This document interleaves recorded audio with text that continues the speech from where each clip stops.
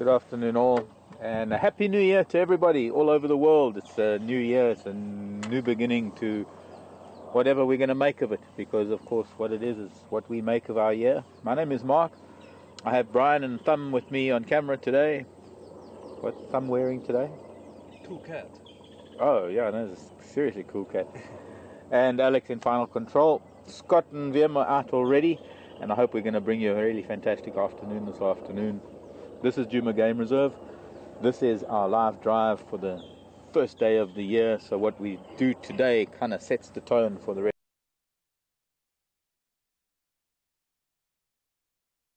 Drives for that long.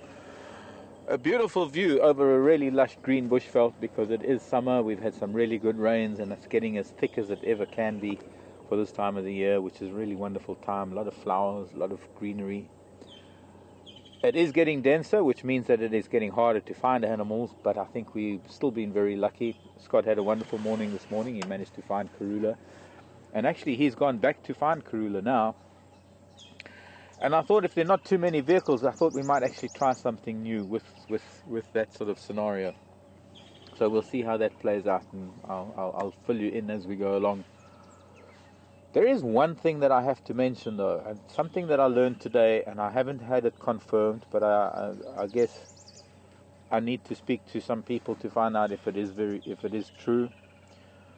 But from what I understand, Karula had 2 cubs, and she was on Simbambili, which is just to the west of us, another lodge, another property to the west of us that we don't traverse, which is just a little bit, I guess, a little bit north of LiveSafari. And I believe she was there a couple of days ago with both cubs, and they were watching her. She had an Impala kill. She was on that Impala kill, and hyena came in and took one of the cubs on that day, which would have been, I guess 3 days ago. Well, depending on how one counts, but 2 or 3 days ago. And maybe that incident prompted her to bring her remaining cub here. And I think I can only speculate, really. I can only really speculate. But I'm thinking that maybe those hyena that were there have followed her and had followed her and had been around all the time when they did what they did yesterday. So it would seem that she had 2 cubs, and it would seem that she lost them both within a day or 2 of each other, and one on Simbambili and one over here. I can't verify that unless somebody out there maybe has contact with Simbambili. So I'm not really sure how true that is. I'm just surprised that nobody learnt of anything of this until I managed to speak to some sort of local trackers. It's kind of a difficult thing to call.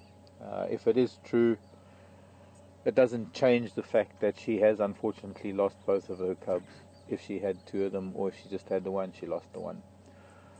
However, she was in the area again this morning. I believe she was with one of her boys. I don't know whether it was Kunyuma or whether it was the quarantine male, but one of the boys was with her this morning. She's evidently had an Impala kill in a tree just below that wonderful big jackalberry on Gari Cutline. And Scott is heading there, and he's going to keep me updated, I guess, through Alex in final control.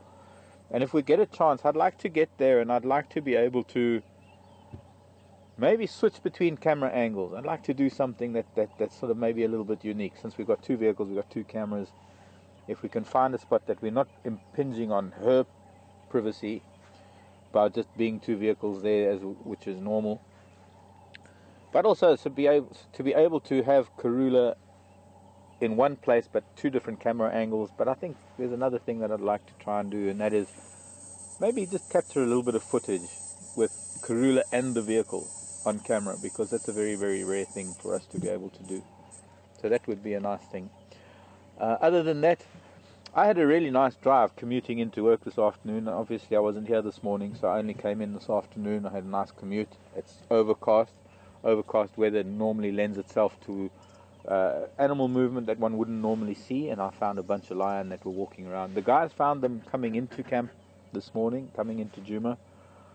But it seemed that they had moved out into the open. They were lying right out in the little bit of patch of grassland. And unfortunately, it's up in Manyaleti. I did take some pictures, and I'll post them for the likes of Sil and the lion people who try to monitor the lion and updated, but there was one lovely big blonde male, who I think might have been the blonde male we saw a few weeks ago, with 3 fantastic females. I mean, they were really big, muscular girls, who no doubt have pulled down giraffe and buffalo in their time. But also had a lovely time with an elephant bull that I know, because he has a very distinct tear in his ear. I know him from home, and I took a few photos of him. And we saw some buffalo. So we had a really nice commute, Jason and I, coming into Kunyuma this afternoon. But that doesn't really help us, because now we've got to go out and find what we can here at Kunyuma Game Reserve, and we're going to maybe head over to Arathusa as well. Maybe there's something over there too. So join us, and between Scott and myself, I hope we're going to find you some fantastic stuff. Let's go.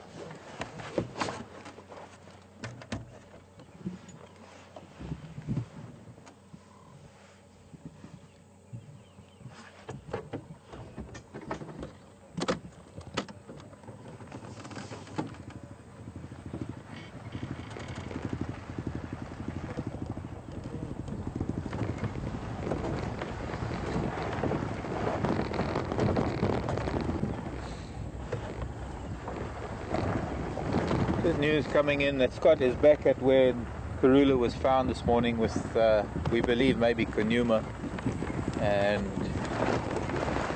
there are no cats there. The kill is still in the tree. So unless maybe the cat is there, we're not going to do the 2-vehicle thing with the cats. We're going to continue on and see what we can do. We're on the western side of the Mulwati River, the western side of the riverbed that actually creates Gari Dam, Kunyuma Waterhole. So we'll stay this side, we'll leave Scott that side, and let's continue and see what else we can find for you this afternoon. There are still quite a few elephant moving around up in Manyaleti. I'm hoping that maybe there's some ellies that have started making their way down here, and that they are moving around here. It would be really nice to catch up with an ellie.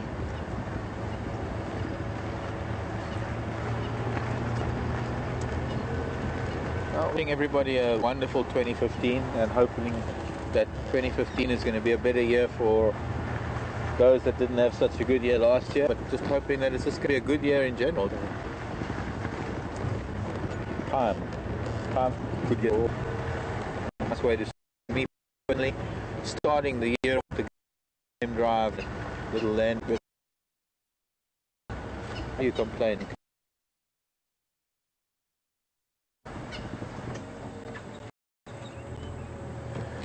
I suppose 9 times out of 10 when we hear alarm calls, we actually don't get to find what it is. It might be something really simple,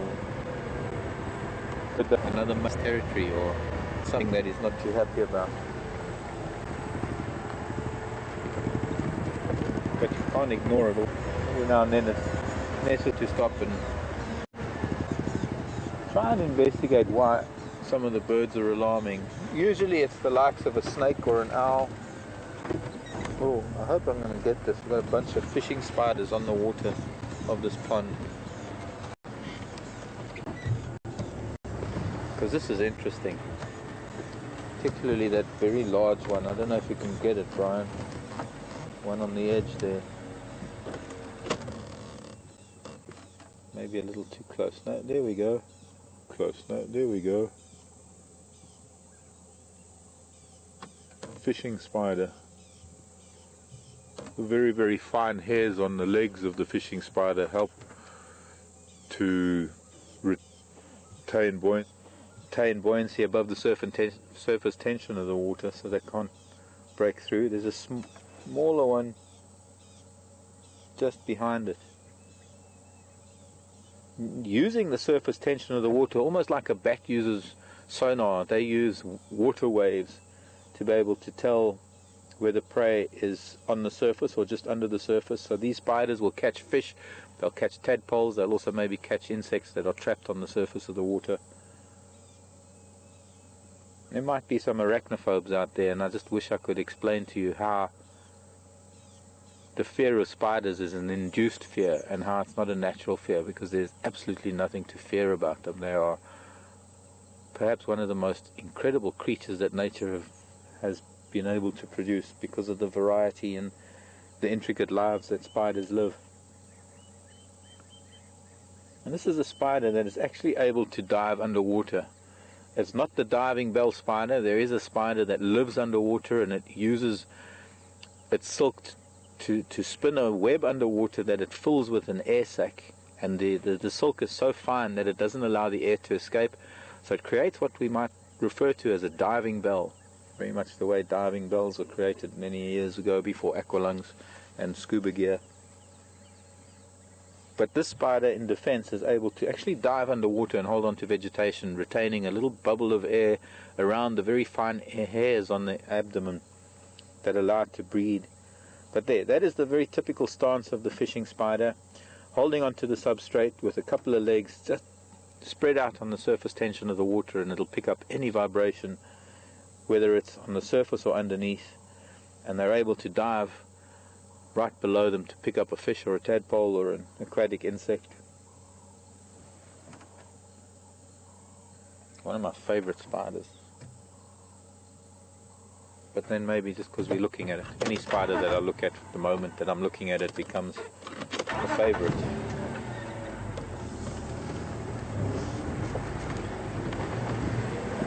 Just a remarkable creature.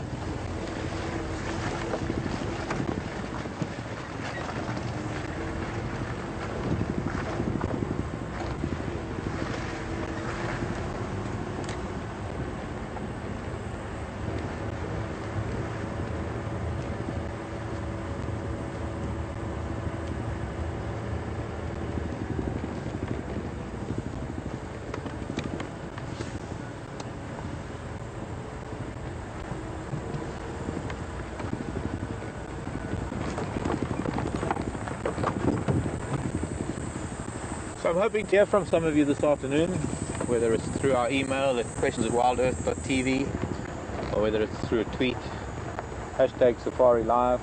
Hoping to hear from some people. Oh, there's an acrea butterfly.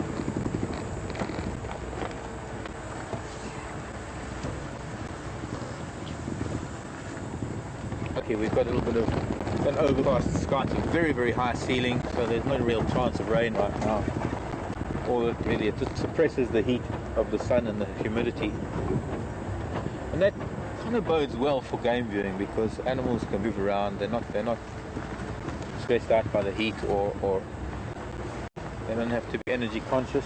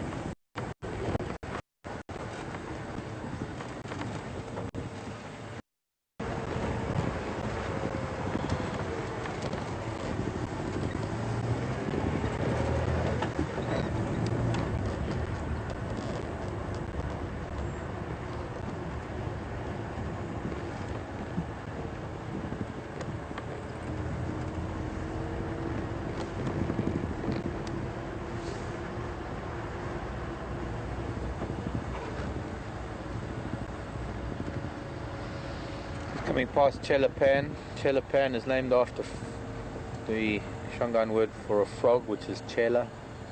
And I suppose we could go in a little bit and just have a look. I'm not going to see any frogs right now, although there are. Sounds like a couple of them calling. But it has filled up considerably over the from this last rainfall. And we have had some wonderful times here at Chelapan with previous litters of Karulas cubs,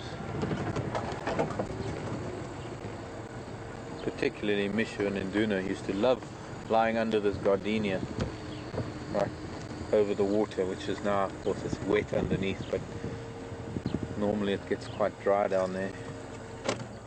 And believe it or not, as small as this little pan is, here's the gardenia just underneath that little jackalberry that's over there, that little one there. At the base of that we had a wonderful time with Mishu eating a terrapin, or trying to eat it, or catching a terrapin. And then of course there was the night that we did some frogging. We came out here with lights and we tried to do some frogging, caught a few frogs.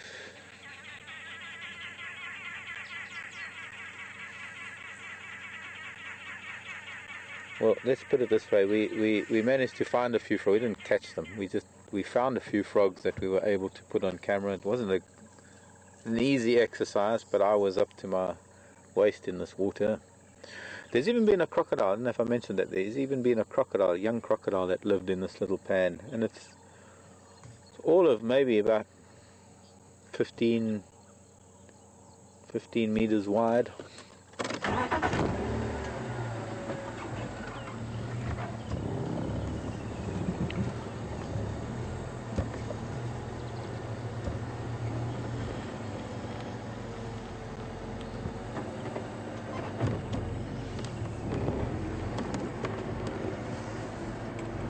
Have I ever seen any black leopards? That comes from Julia in Houston in Texas.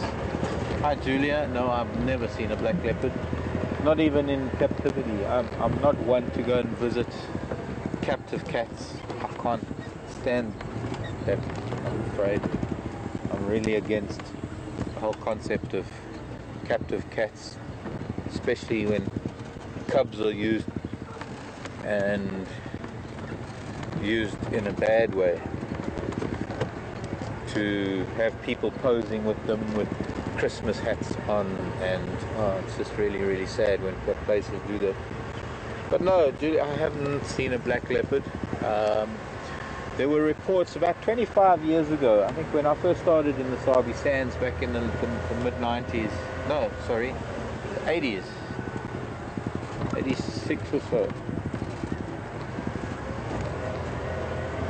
In the northwestern Sabi Sand, there was a report of a black leopard at that time, and the young lady that I was working with at the time, who was our caterer at the lodge that I was working at, was coming home late from White River one night, and she swears by having had a black leopard pass in front of her, but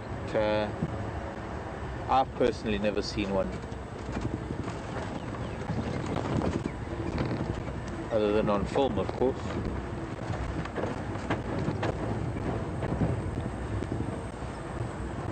Black leopards are not a separate species. Black leopard are merely a melanistic version, or a melanistic form, a melanistic morph of our usual leopards. All it really is a recessive gene where the melanistic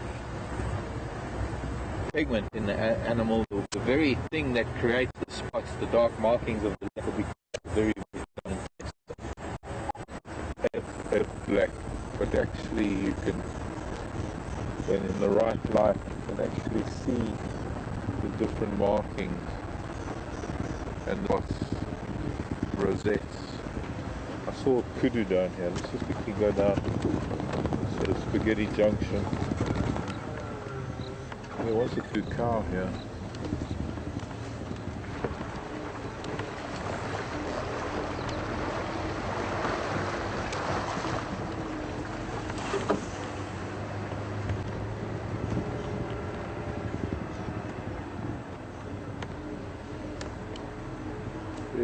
Yes, there's a bull. I saw a kudu cow, but it's actually, there's a bull coming out of the bush. Another, maybe I didn't see properly. Or I didn't see.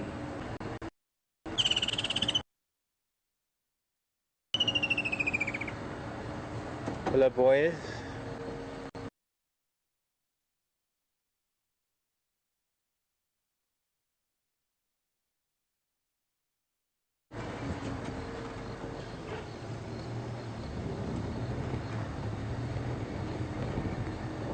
3 bulls. This might be our group of bulls. I can see the one that's got a very broad spread to his horns. This one seems to have quite a wide, or rather narrow spread. This might be a nice idea to see the difference between a couple of different kudu bulls and how their horns vary, because of course it is genetic. Not every animal is exactly the same. Every single animal on the planet is very, very different. And here we have a great example of 2 kudu bulls that we were able to watch. One with somewhat of a narrow spread to his horns, but a magnificent bull nonetheless. I mean, he is incredible. And when that other one comes out from behind the bushes, we'll be able to see how wide his horns spread out in a much deeper V. And here they'll be, come on, another one. We'd love them to walk together so we can see them in one frame.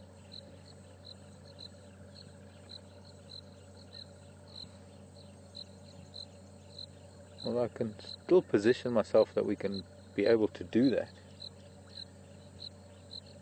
Because he's going to browse for a bit and then he's going to carry on moving this way. Other bull drinking a little bit from a little bit of a puddle that must be there in the grass. I can see that the difference in the grass is where his head is down. He must be drinking, and there we go. Just a little bit of water that must have collected there. And the other boy is coming out now too.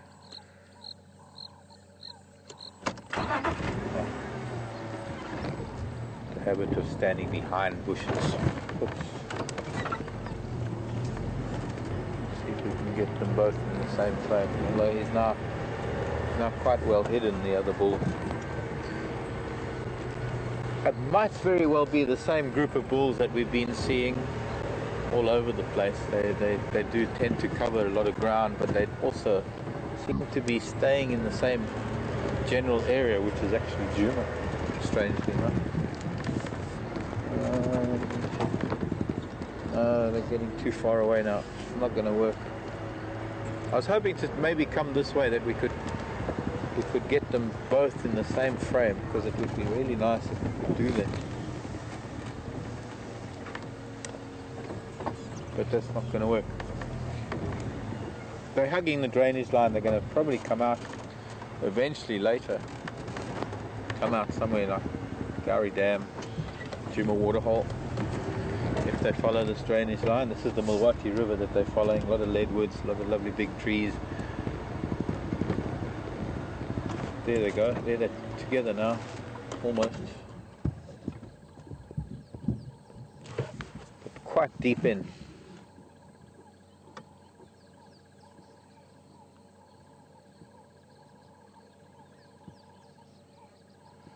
But there's the other bull. See how wide his horns are spread?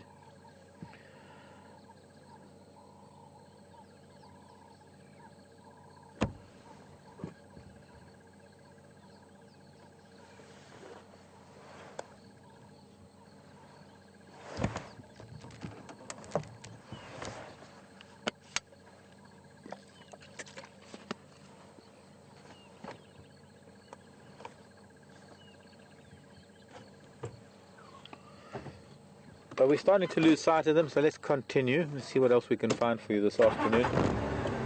They are venturing into really thick vegetation. And rather than just look at a stripe or a hoof or a tip of a horn, we'll leave the boys to be.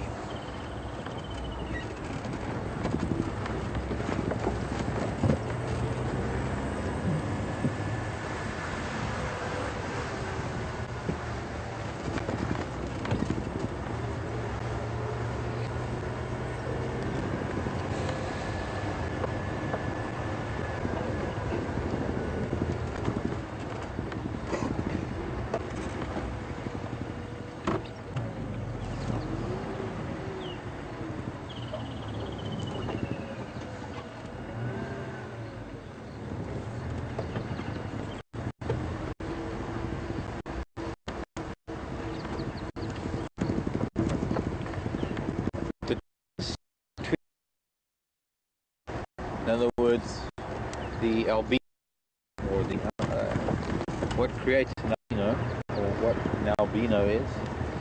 But the difference in albinism and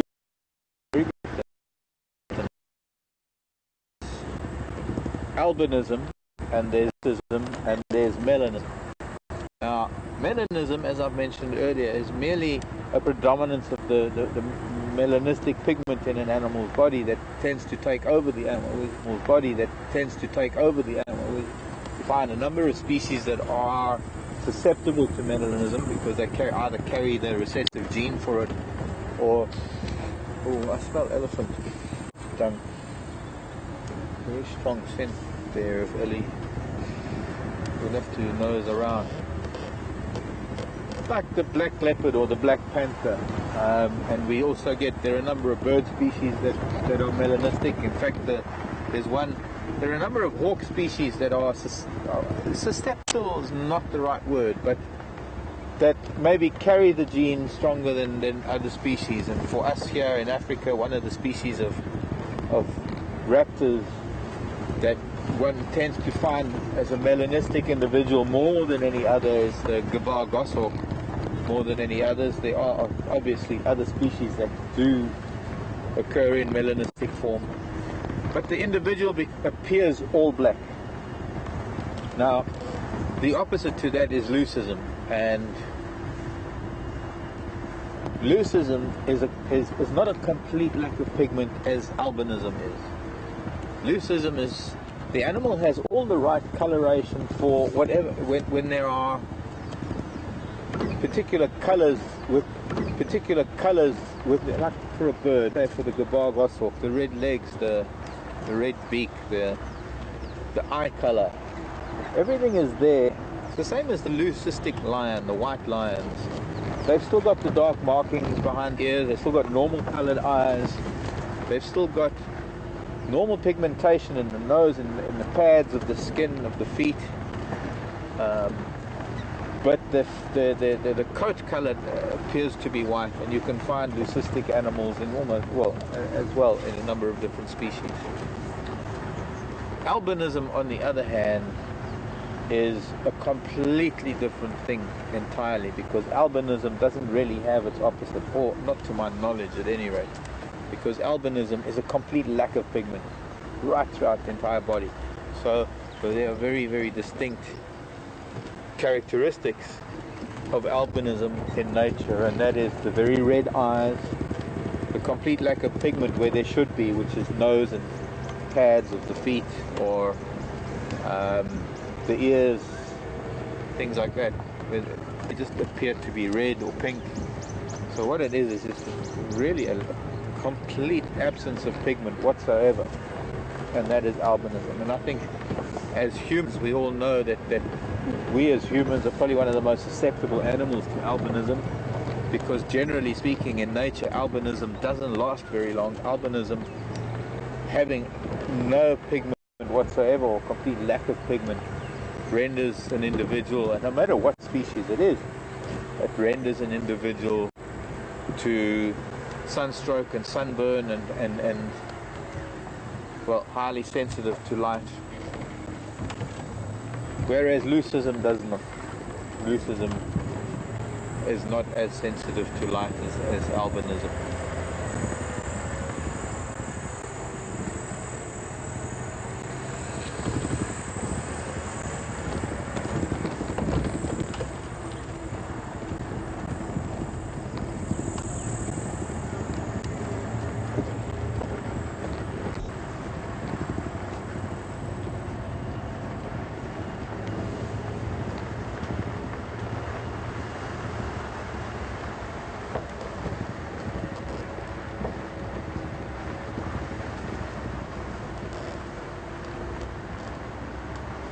I didn't copy that.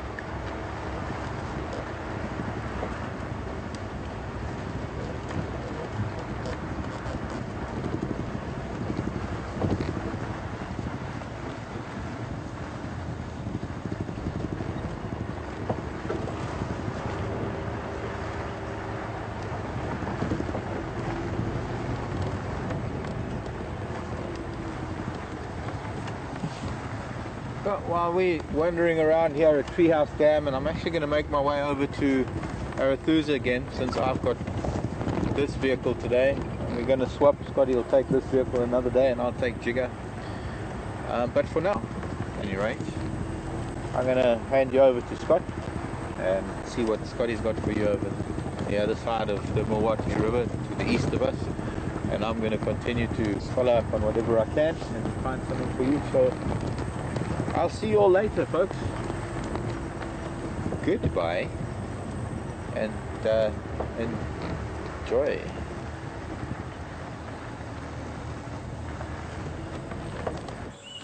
Good afternoon, folks, and welcome from myself, Scott Dyson, and from VM, who's on camera, to the Sabi Sands. And we have found ourselves in a very exciting situation here. However, at the moment there's not much excitement going on. So basically where we followed Karula to this morning is where she did indeed have a kill. Now, we did speculate that she could well have a kill in this area, and she actually took us right to the base of the tree that she had the kill in this morning. And on my side, I didn't do what I should have done and look up into the tree, because that is where we have found her kill.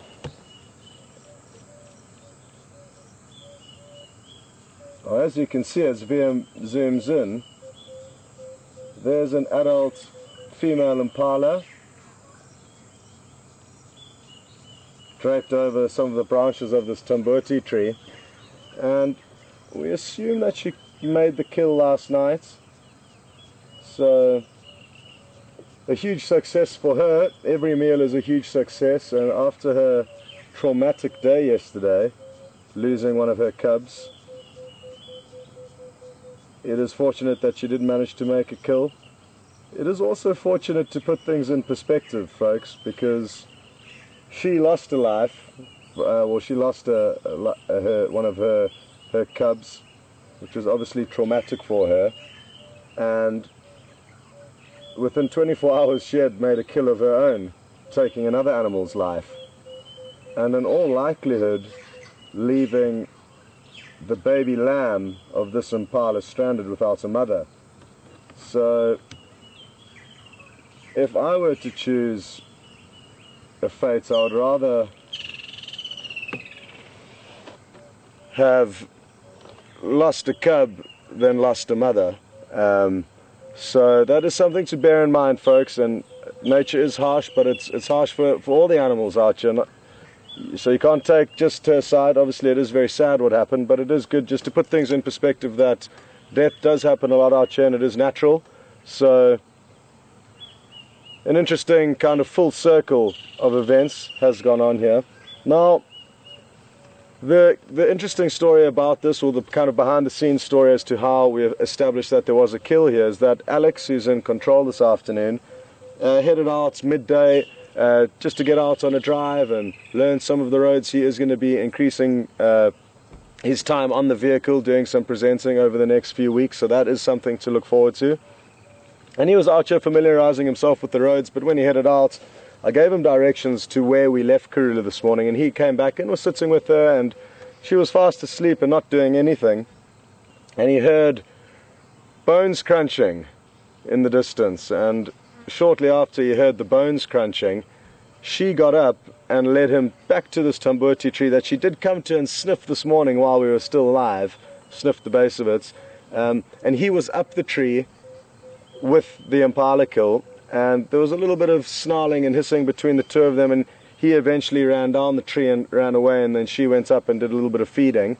So a big thank you to Alex for ensuring that we did find this kill, because I could well have come back here this afternoon, not found her where I left her, not seen this kill in the tree.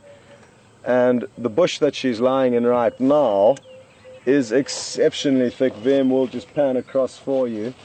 So she is somewhere just to the right of that fallen down tree that leads into the thickets, but it is exceptionally thick in there, and no way of us obtaining any decent visual of her. So the plan is for myself and VM to wait here for as long as it takes for her to wake up, or more importantly, which I should have mentioned a bit more clearly earlier, is that one of the leopards that were up the tree feeding on the carcass were what Alex thinks to be Kunyuma, and that does make sense. The likelihood of her allowing one of her sons to feed on her kill is more likely than that of a complete stranger. Having said that though, a young male leopard, even of 2 years old, is bigger than a female and more powerful, so who knows exactly which leopard it was, but Alex is under the impression that it was Kunyuma from the visual that he got. And Kunyuma could come back at any stage to continue feeding, and she could get up at any stage to continue feeding. And what I can assure you is that if and when he does come back, she is not going to be very happy with him, so we can expect to see quite a lot of hissing and snarling, and who knows, potentially even a few little feisty paws being thrown around, because he is getting to a stage now, or both of her sons are getting to a stage now, where she will tolerate them less and less, and she's got her own life to live now. She's done what she needs to do for them, and they are going to start getting less and less welcome invitations to situations like this from her. So it's something to really look forward to later on this afternoon when they do get up, or when they do, either one of them come to the kill. We're in a position here where we're hoping we are in the right place to capture her climbing up this tambuti tree. You can see there's a slight bend to the left, and we're hoping she is going to use that slight gradient to aid her climbing up this tree. But until she does get more active, myself and VM will simply be sitting here waiting. It is a beautiful place to be waiting for some action, and like I say, we do have some good action in store for us. It is simply a waiting game for now, and something certainly worth waiting for. I couldn't think of a better situation to be in than this, and especially the fact that we have the two vehicles out now, so instead of sitting with us here waiting for things to happen, you can follow Mark around and see what him and Brian managed to find this afternoon. And there are a lot of other animals out here, so the fact that we do have these ones in the bank, so to speak, for some guaranteed good viewing later. So like I say, it is great that we have two vehicles out. Mark is just sorting out a small sound issue on his vehicle, and as soon as that is fixed, we will head back to him. Something Alex did also mention from his little midday safari out here was that he did see a young impala all on its own nearby. On our way in this morning, this afternoon, myself and VM did have a close look for any signs of a stranded impala lamb, but didn't see one. But it could well be the offspring of this impala that is now up the tambuti tree. So that is also something to bear in mind. There may be another easy meal for Karula or Kunyuma if they do come back into this area. Well, I'm sure he will, and she is still here. So that is also something, that an important part of the story that should be told. And other than that, we don't have too many updates from the area we're sitting in. Although, come to think of it, I was just mentioning to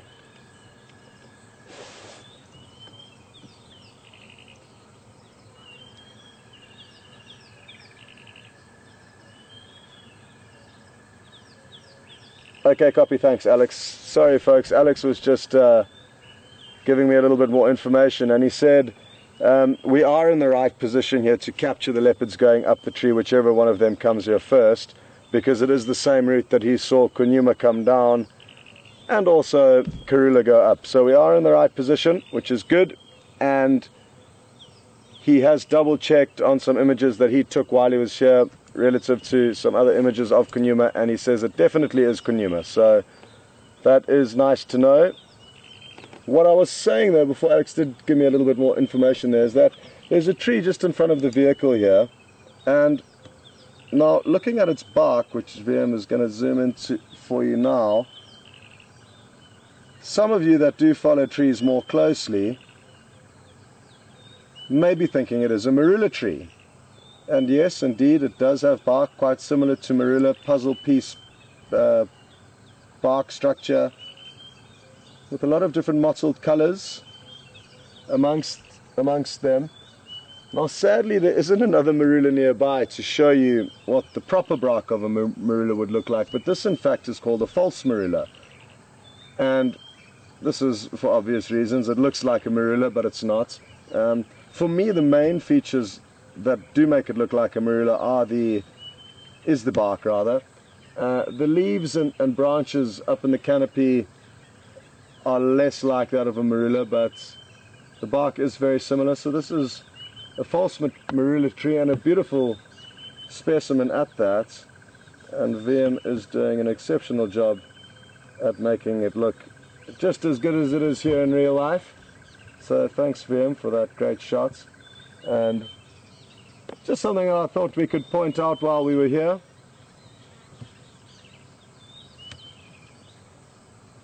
Okay, we've got a question coming through.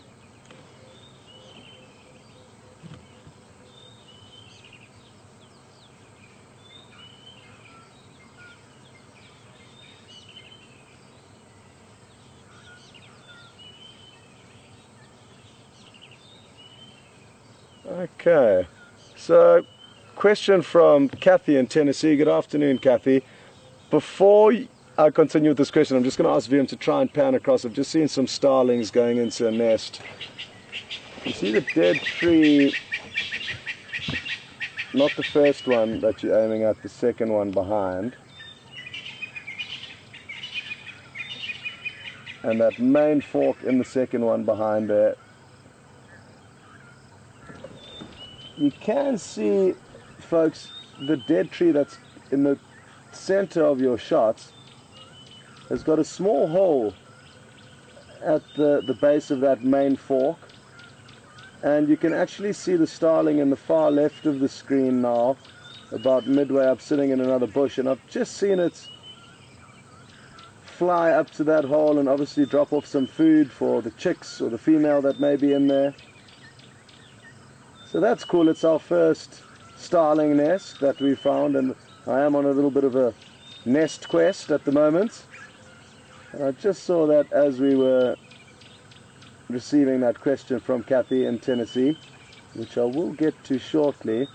But something for us to bear in mind, and we can at least keep an eye on that nest this afternoon and for the coming weeks. But back to Kathy's question. Now Kathy is amazed at the fact that Karula did manage to get this Impala ewe up into the tree so high. And Kathy, it is remarkable, the strength and agility of these.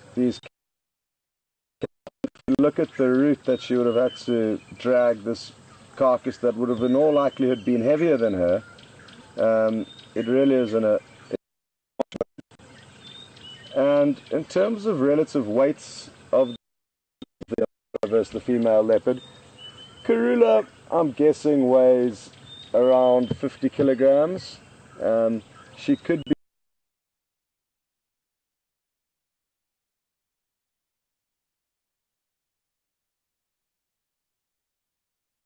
of calculation and hard to judge exactly, but let's say that she weighs about 50 kilograms. The Impala, I'm guessing, weighs the similar, potentially slightly more. What would have made a difference is that she may have disemboweled the Impala on the ground, and that would remove a lot of the weight from the Impala, that she would therefore not have to carry up the tree of all the rumen and all the stomach contents, which do add on probably at least 10 kilograms to the mass of the Impala. But it really is remarkable that she managed to get it up there, and it would have certainly been a wonderful sequence of events to watch. But sadly we didn't get to see that, but we are in line for some other great viewing this afternoon. But thanks for that, Kathy, and I couldn't agree with you more. It is an incredible accomplishment for her to be able to get prey the equivalent size of herself, potentially heavier, up a tree, and doing all of this with the prey dangling out of her mouth. I mean, imagine trying to carry something your own body weight in your mouth up a tree. It's hard to comprehend, but leopards are the best at doing that out of the African cats, or the larger African cats. Cheetah are terrible climbers, and so are lion typically, and despite that, the two of them, the cheetah and the lion, wouldn't even attempt to get a kill up a tree, whereas the leopard have mastered the art, and it certainly does pay off for them, because in an area like this, with lion that would steal from them and with hyena that would steal from them, getting them up the trees like this certainly increases her chances of holding on to kills for as long as possible. This tree in specific would be an interesting one to see lions trying to climb up. I think there's a chance a lioness would make it up there, a fairly good chance, but with lions, getting up is often not the hardest part, but coming down, which can get tricky. I've seen terrible footage of a lion trying to climb down a tree, and it fell into the fork of the tree and broke its back. So they do sometimes come unstuck when they are climbing trees, the lion. So all very interesting, the dynamics between the different cats and how they have slightly evolved in different ways to be better at certain things than the other. Alex, how's Mark doing with his audio problems over there? Because okay, good. Well, the good news is Mark has fixed up his audio issues, folks, and until these leopards become more active, which they will, and I'm hoping shortly. It is nice and cool this afternoon, so the temperature is in our favor, but the fact that both her and Kunyuma's bellies are full means that they will be slightly lazy and less likely to become active immediately, but at any stage one of them could come for another feed. So that is something to look for. Oh, there's a woodpecker. Oh no, I knew I was chancing it there, folks, but I just saw a very pretty woodpecker. It looked like a cardinal woodpecker scurrying along a branch, but it took off out of view as soon as I pointed it out to VM. Show you the woodpecker another day. Like I said, folks,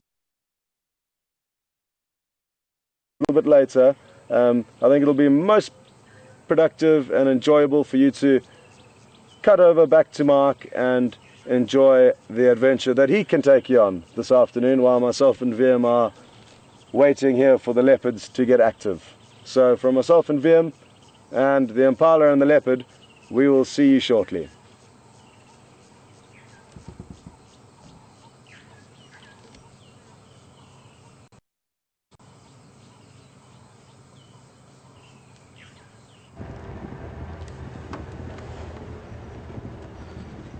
You're back with me. You're back on Zanele or Wendy or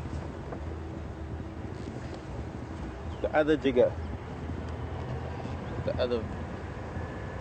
Welcome back. We are actually going to one of the most beautiful places here at Djuma Game Reserve for this time of the day, this time of the afternoon. A very special spot that has a western, or almost a northwestern slope actually, out onto the escarpment and the mountains. And most of the weather that's been through has been a wonderful cleansing thing. It's cleared most of a lot of those haze, for want of a better word. It's not smog, and it's not, oh my word, there's ground hornbill just flown out of this marula tree. There's another one in the marula tree, hasn't flown out yet. Two in the marula tree. The next one's going to fly shortly. Are you with me, Brian? Yep.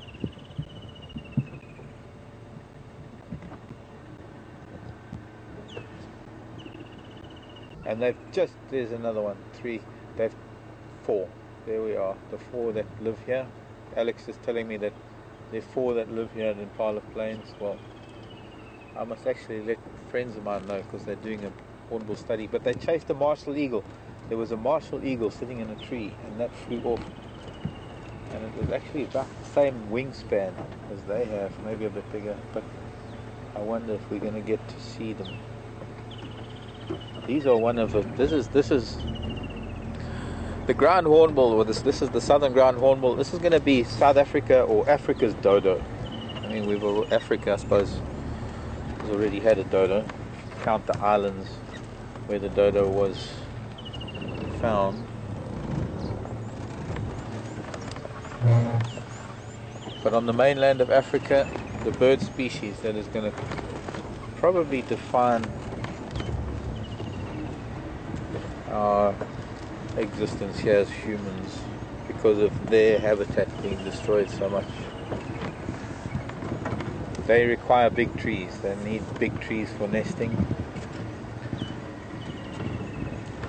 And actually elephants are their best friends. I can see one through a gap there. I don't know how close we're going to get to them, because quite clearly if we have to even try and get through this bush, even after it's so wet. Just a little movement. I mean, they're like giant turkeys in a way. But being hornbills, they have a very, very long beak, very huge casque on the beak. 3 of them that I can see just here in the picture, but just because of movement. And if only, maybe if we go, I doubt it if we go to Triple M, but maybe we can get a better gap through. Yeah, there's an old track. I think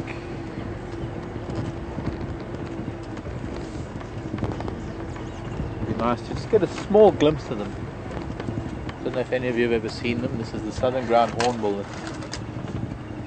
We see the yellow-billed hornbill and the red-billed hornbill and the grey hornbill, the 3 species that are very dominant here. But they're small and they fly around in the trees. But these hornbills are adapted to more of a terrestrial lifestyle, but they still require, there I can see one, there we go, through this gap. Maybe we'll catch a glimpse. Not enough of a glimpse. Let me move a little bit more.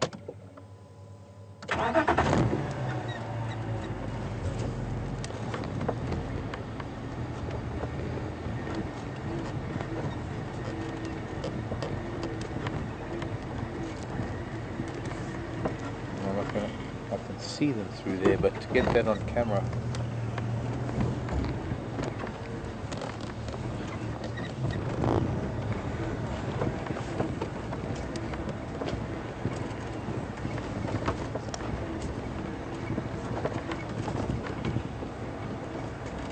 I have a couple of friends up in the Kleseri and the Timbavati area that are doing a project on hornbills, their numbers, their distribution. Something else was running there. I mean, you can see one run. There's one through there, but it's not a great view. No. Oh well. I don't want to push them too much. And they're going closer to the road actually. They're getting closer to Triple M. So maybe by the time I extricate myself from this little excursion, I'll catch up with them as they come out into the open.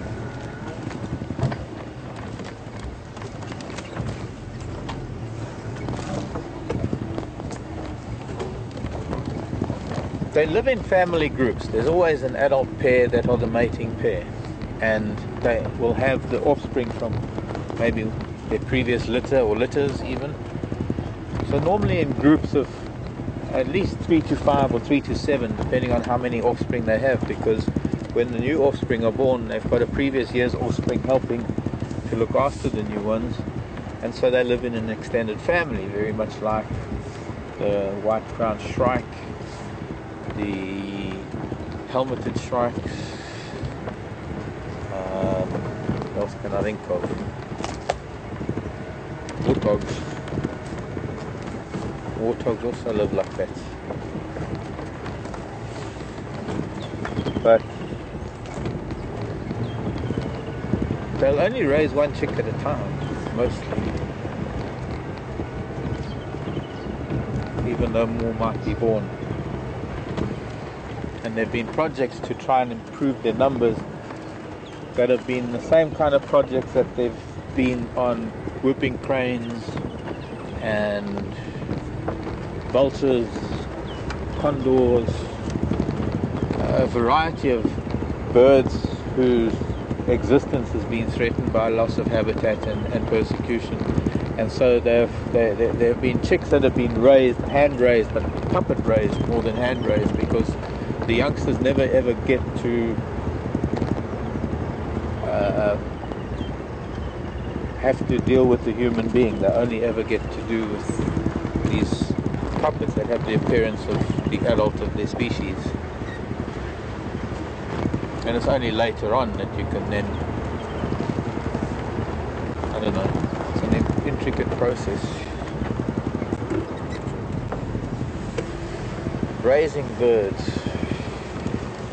And the idea is to try and release them back into their habitat once they've been hand reared, or rather puppet reared, because if they're puppet reared, they don't have, well then humans aren't imprinted in them, so they will fear humans all the time.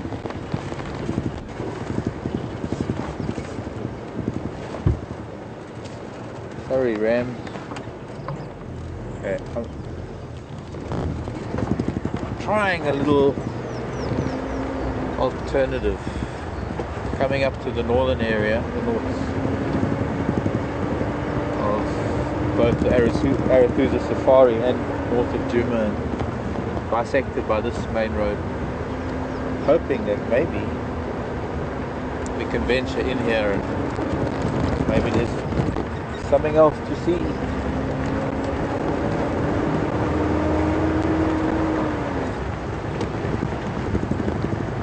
The best thing would be to find elephant tracks.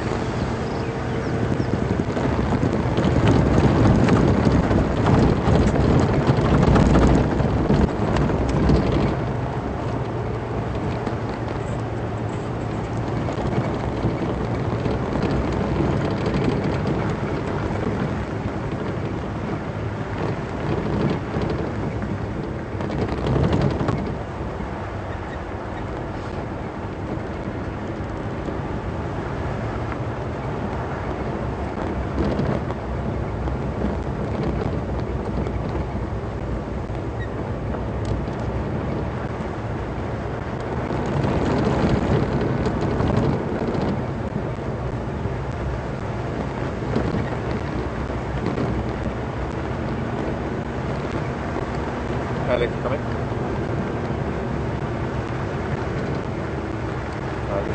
Doing a radio check from this area.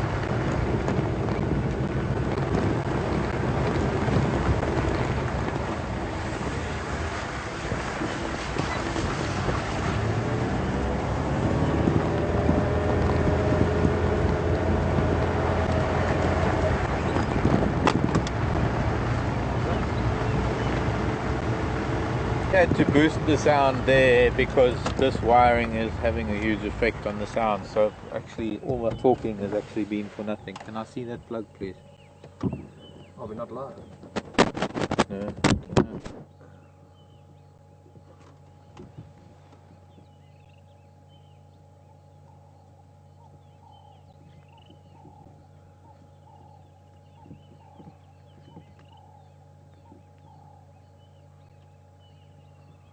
Is it in here?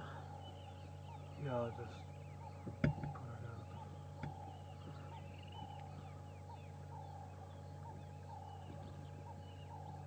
I can't even hear him.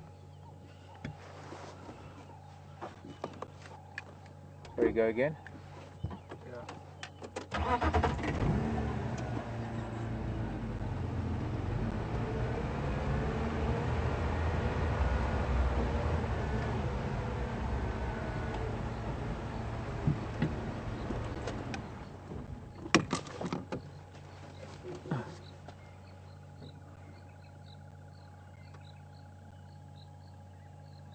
Problem is that the wires that are touching, that's more important than anything else. And yeah, it's this earth wire.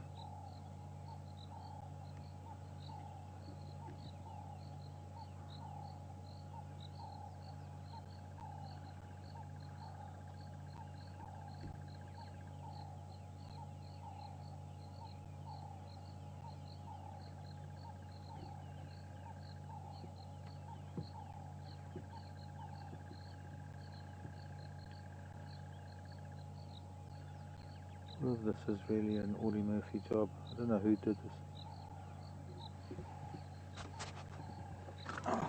No. Yes, go ahead. Yeah, I know. We've got a problem. You know that.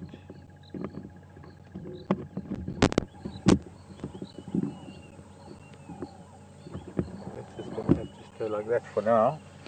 With, if we can find a cable tie or something, so that it doesn't move, we can just all put it onto the strap and keep it still. Yeah.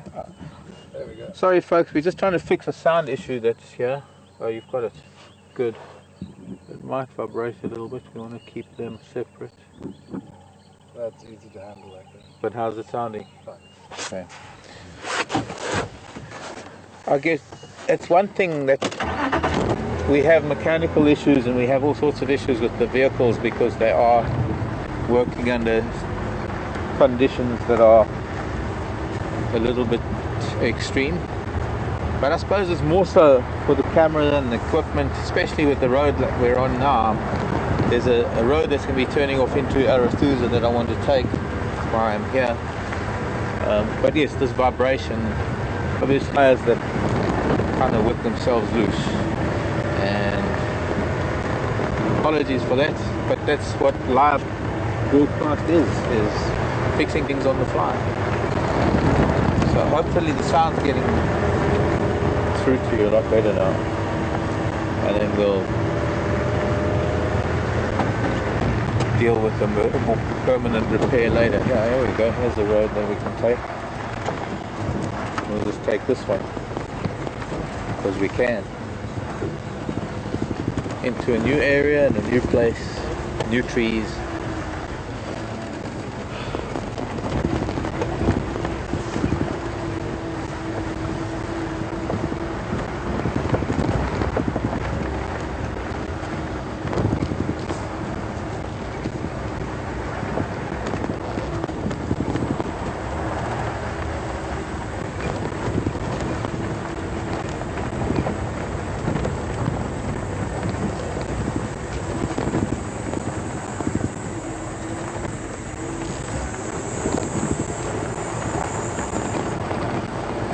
I don't know if the sound of these cicadas are coming through, but it's a very, very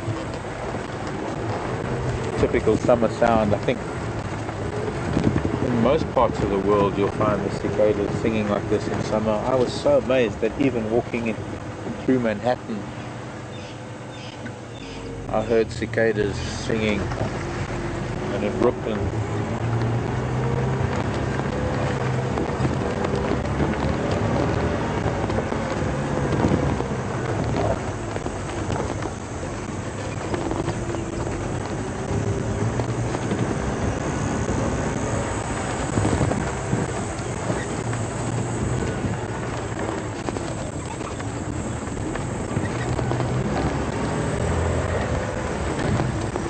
Interestingly, the cicadas are one of the insects that is so unique amongst other insects that make a noise, in that the cicadas or cicadas, or I know they even referred to as locusts and grasshoppers and bugs and all sorts of other things, but the true cicadas, they're not any insects that make noise, that actually have an organ designed for noise, in much the same way as we have such an extensive voice box or vocal cord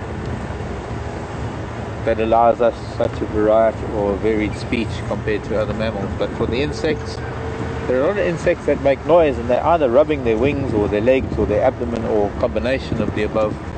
They are always rubbing other body parts together, and so the noise is never a constant noise. You'll find that with a lot of other insects the noise is intermittent. Because there are parts of the insect that are a washboard type of design, and by rubbing on them they can either make very, very high pitched or very, very deep, whatever sound it is. But there's a backward and forward motion to create the noise, and that's reflected in the noise. And in the cicadas, why it sounds like this just constant singing is because they have an organ specifically designed for that. So it's not a case of rubbing two things together.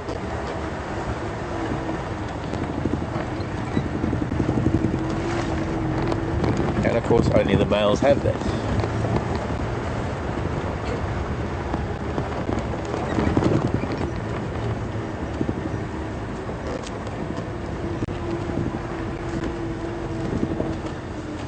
Baby Francolins. Gone deep in the grass. I don't think we'll. There's that female. She's also got a couple. But crested francolin that have some chicks, but they're so tiny they're actually running around these females, but they can't be seen. There's another one there, but trying to catch up. And we're scaring them.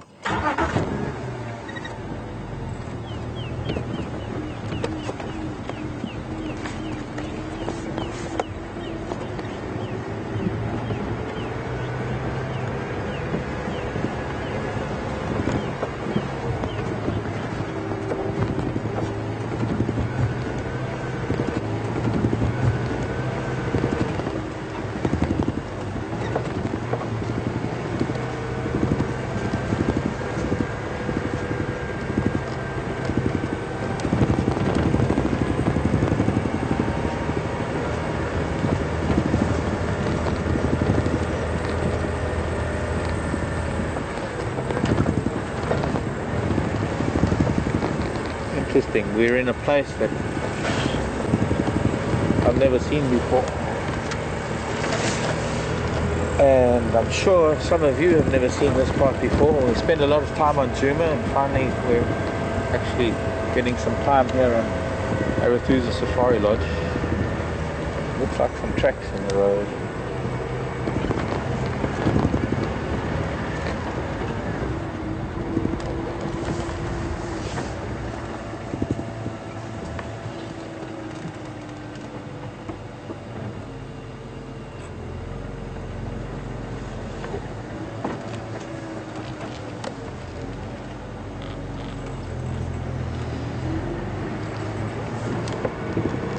I guess it's mostly because we're going into the sun. We're going to start heading east again because we're trying to reach sort of one of the westernmost points we can. So then for the better part of the late afternoon we'll have the sun behind us and the beautiful light. There's a fairly dark sky, and you can't get better light than when you have a lovely western sunset with a dark sky in the east. Unfortunately, yeah. Looking into the light, might be a few spots that we need to clear. It's looking fine to me, except there's this big splotch. No. Yeah.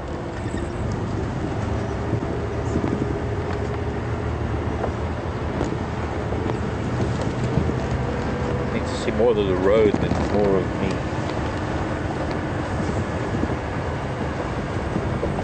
Marulas are falling. Not many ripe ones falling, a lot of green ones are falling, but it's marula time is starting. The marula fruits, although not ripe yet, but some are falling.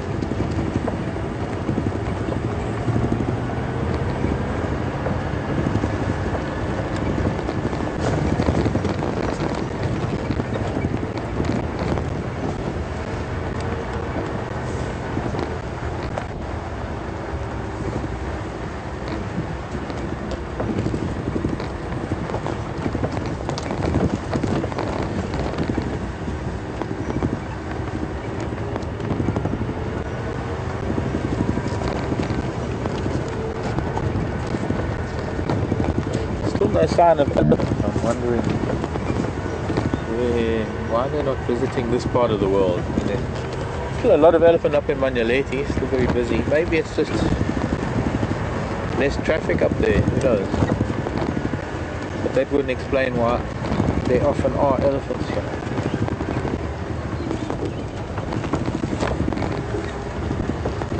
But so far not even any tracks. There was just one little moment I thought I smelled some alley frog nests.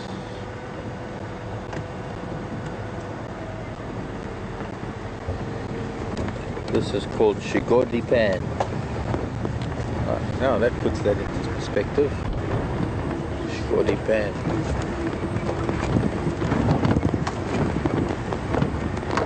Not too sure what Shigodi.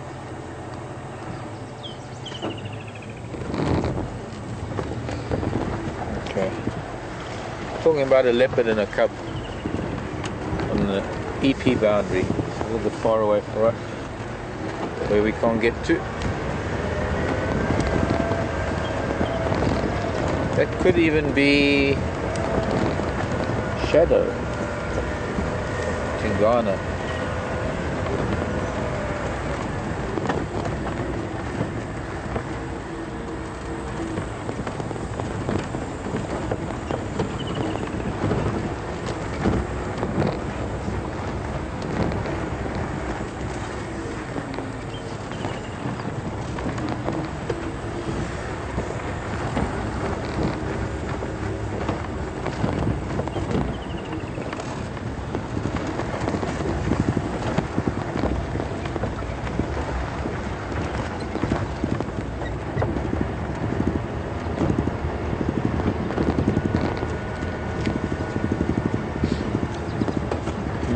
Eagle.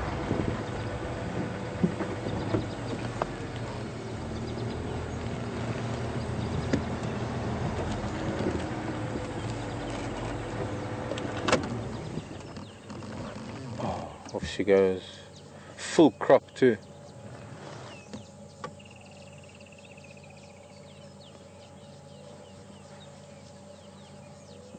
Unfortunately it flew.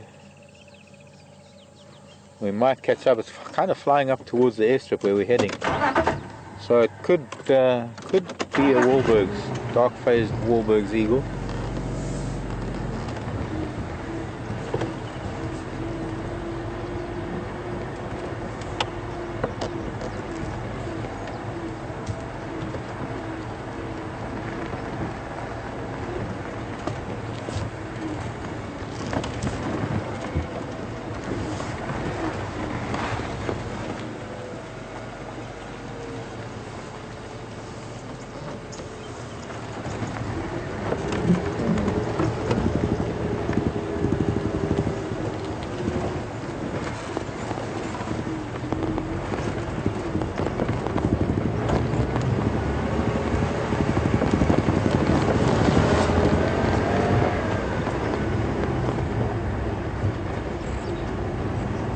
Alex, I was going through a dip there. I wasn't reading you very well. Could you repeat that, please?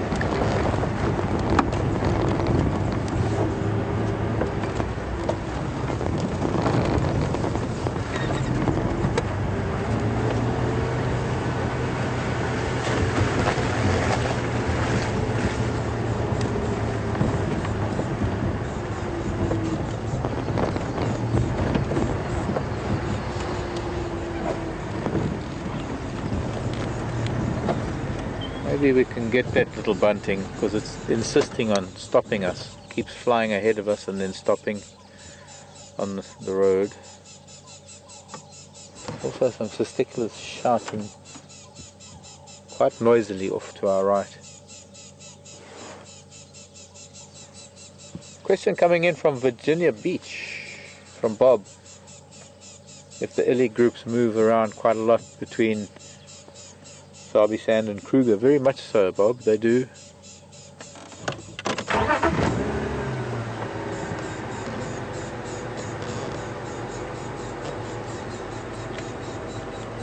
There's been a lot of research done on the elephant movement, because it's vital to know what elephants are doing, and you can't, as much as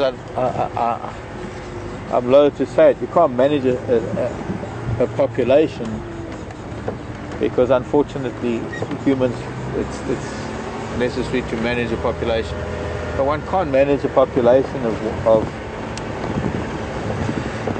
whatever animal it is without having an understanding of what that animal needs and what that animal does as that animal. And far too often in the past it was a very simple matter of counting numbers and making calculations that the vegetation can only hold so many numbers of those species, so it was necessary to control the species numbers. In the interim, of course, there's been a lot more learnt about nature conservation, about the requirements of elephants, but not only that, there has also been a vast increase in the land or the area that elephants have to or are able to move in, and the larger the area, the more natural the habitat can be left to do its own thing without too much human interference, which is what has created these vast national parks and reserves, some of them even cross-boundary reserves. So yes, in a very big way, the dropping of the fences, not only with the Sabi Sands and other neighboring reserves, but the Sabi Sands and the Kruger National Park, has shown that elephants are returning to probably a seasonal movement that was once there all along, and that a little bit of fencing might have curtailed it for a while. Certainly didn't stop it, because I lived with one of those fences and they were constantly being pushed down by elephants. They were not very elaborate fences.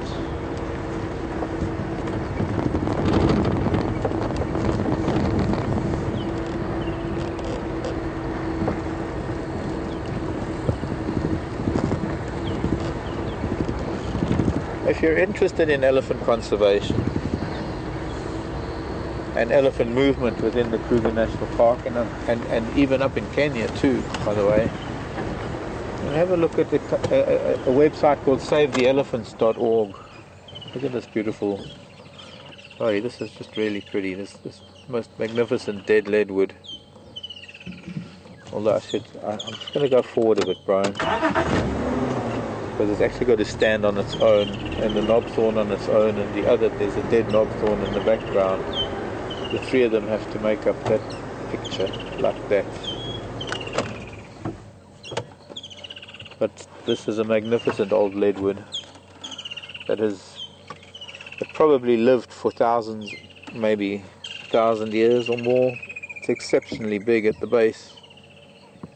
I would say a good maybe 4 feet across. It's probably been dead for a few hundred years, judging by the amount of weathering of the smaller branches up at the top.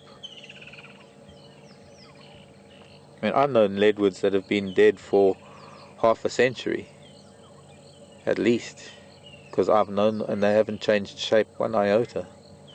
So this is an old skeleton that is so heavy a wood that it can't rot. Insects don't really get into it, so it only weathers away in time like rock. And with the size of the base of this leadwood, I would say it's been here for a long, long time.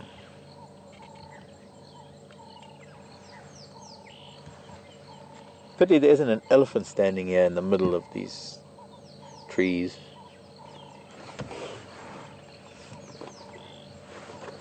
I'll try and arrange it for tomorrow or the next day. I'll send a message to my Ellie friends.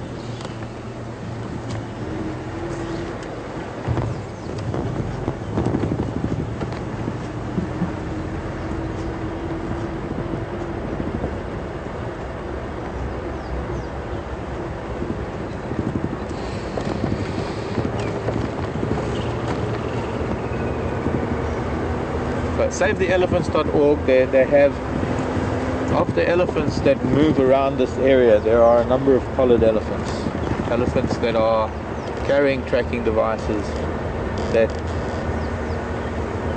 lead to a better understanding of the areas and the time of year and the kind of data that is vital to understanding elephant movement, elephant requirements.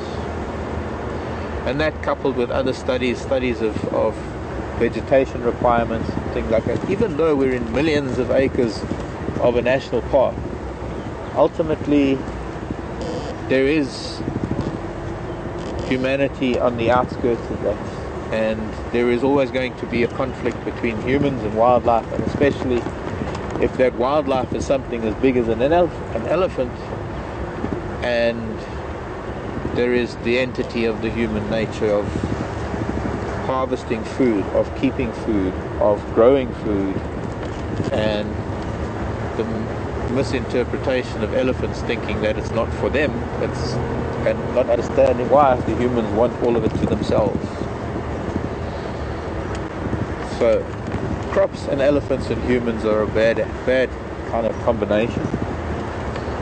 And the idea of not only studying elephants and what they do in their natural environment, but is also studying and getting an idea of how they're impacting, or how human expansion is impacting on their lives. But not only that, I suppose also just the whole human-animal conflict, the human-elephant conflict that exists from Asia all the way down into Africa, where humans will grow food and elephants want to eat it and don't understand why not.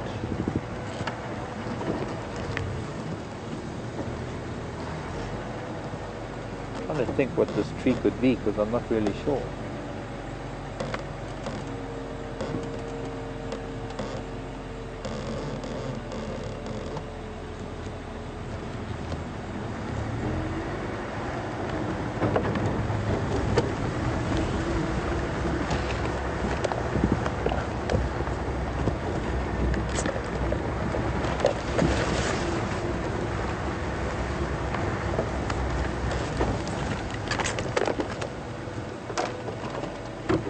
And also thanks everybody for all the New Year wishes. Alex is reminding me that there are a lot of New Year wishes, not many questions coming through. So if you do have any questions, by the way, just in case you have anything to ask, questions at WildEarth.tv, and of course the Twitter place, that thing where you can tweet on Twitter like a Tweety bird. You can hashtag Safari Live is where to go for that, or just include hashtag Safari Live in your tweet.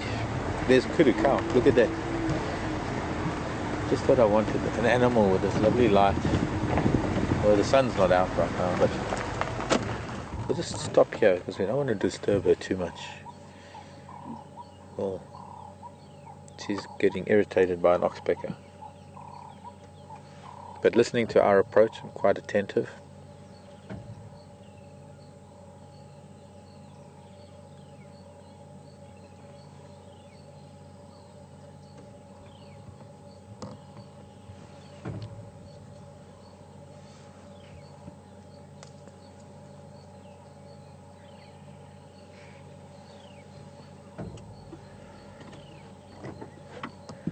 Let's see if we can roll forward with the gravity drive.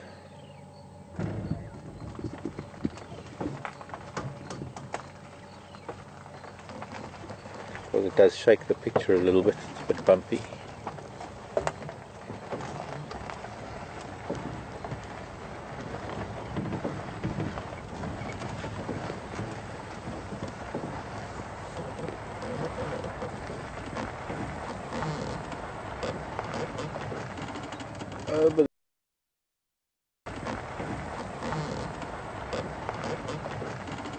Over the bump.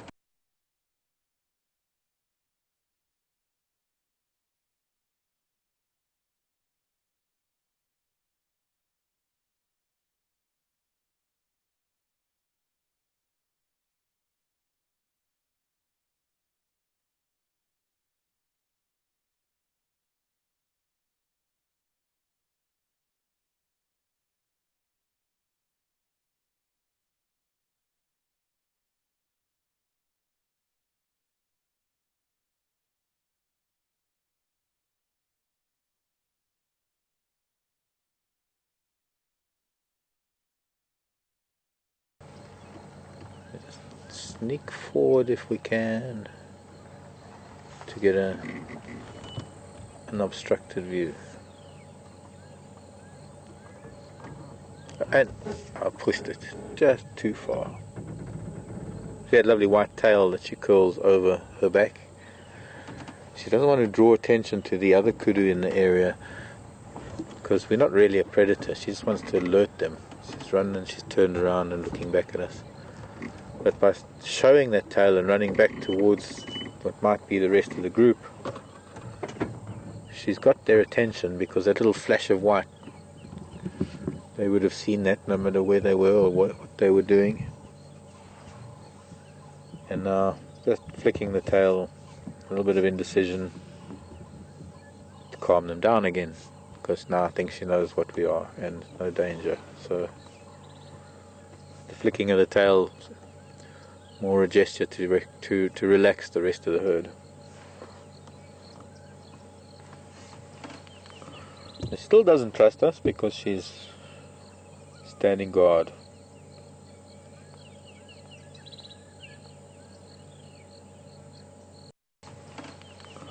She still doesn't trust us because she's standing guard.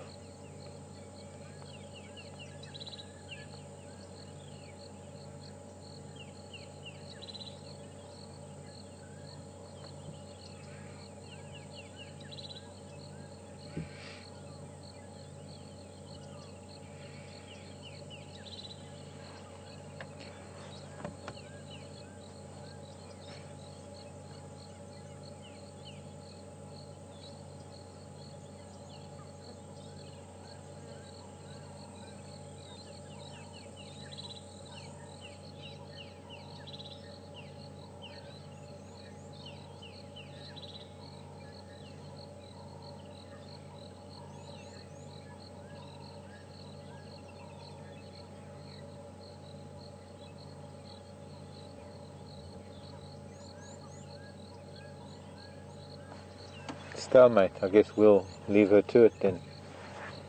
We'll show her that we're not here to disturb her and her family. So we'll just wander off and pretend we weren't even looking at her in the first place.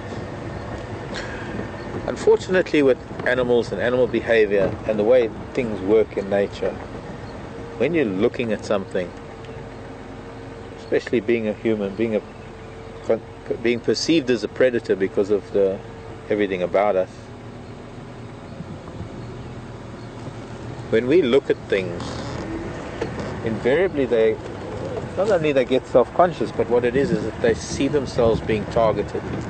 Because it's only really when a predator looks at them that the predator is going to go for them, if they manage to catch that moment, because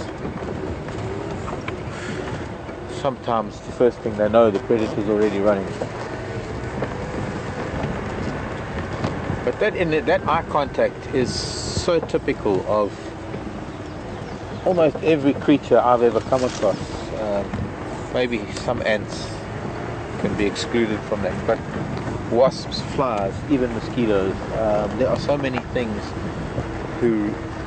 that react to that initial eye contact, because it doesn't matter if we're in a vehicle, there's intent or there's some message that creatures are instinctively able to receive by another animal from a different species looking at them. Because the only reason for that would be really to hunt them. When we find zebra and giraffe and wildebeest and impala and a lot of these herbivores all grazing and browsing together, very, very seldom that an animal of one species will approach the animal of another species, or even look at them for that matter. There's no need to, because you're all comfortable in each other's company. Everybody's just there, everybody's doing their own thing, and there's just a greater chance of survival because there's so many species together and so many individuals.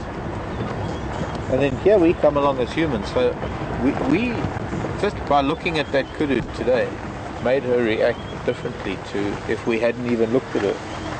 And I've done that on many occasions where I see them out of the corner of my eye and I won't even stop and look at them. And they just carry on doing what they normally do. They totally ignore you. And I've done it on foot, I've done it in a vehicle. It's uncanny how many times I've been walking and sometimes going through relatively thick vegetation like this because you're trying to get from one open area to another, and you're compelled to go through drainage lines, and you come across kudu or bushbuck or any of their cousins, the nyala, or even in Botswana, Setatunga, how if they stand dead still and you don't notice them, or even if you pretend not to notice them, you can walk by and they won't even react. But as soon as you look at them, they'll react and they run away. So to some degree, diverting the eyes and not looking at something is advantageous.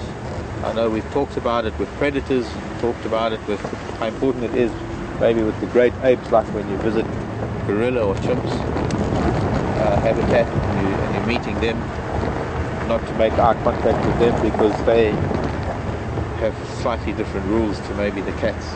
Personally, I always look at cats, but I always look at them in a way that's non-threatening.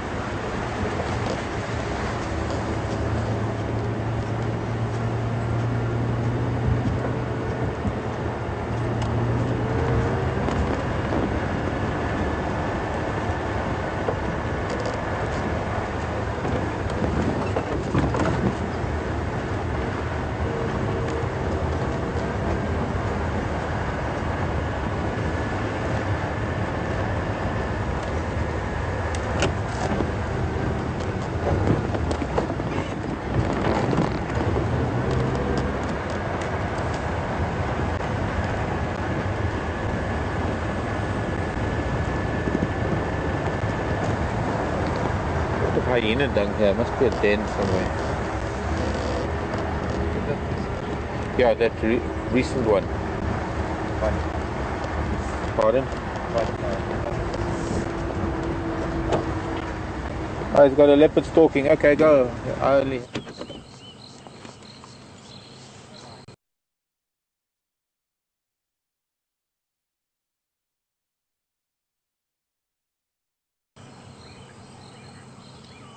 Watch very closely, folks. She's stalking a baby impala.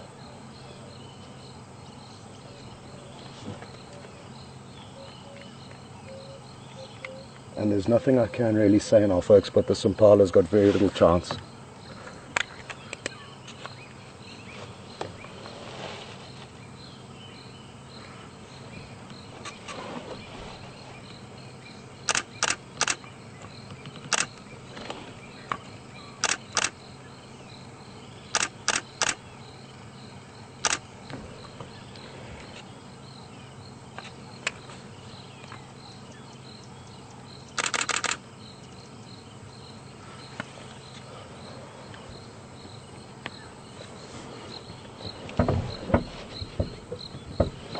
She's just in front of the vehicle and she is going to go for it now, folks.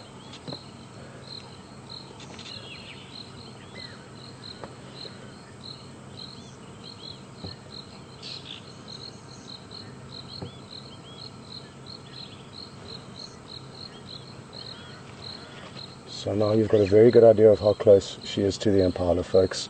She's just at the front of the vehicle, and this impala sadly is in trouble.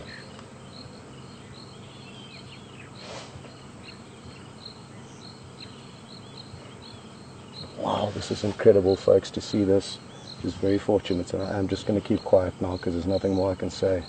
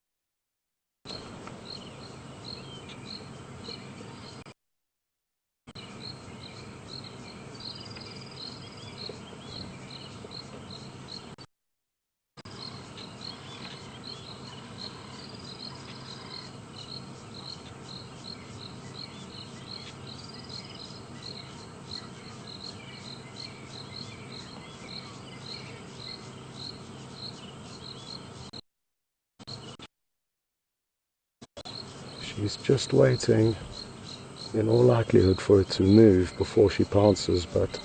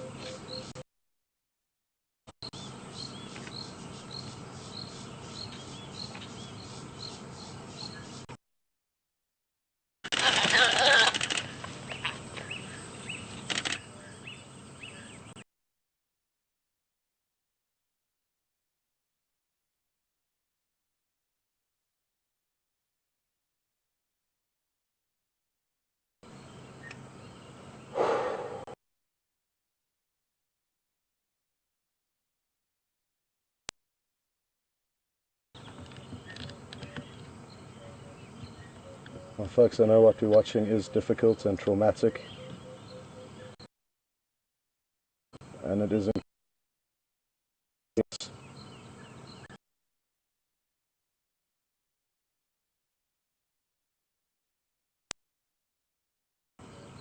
I had a slow and miserable death.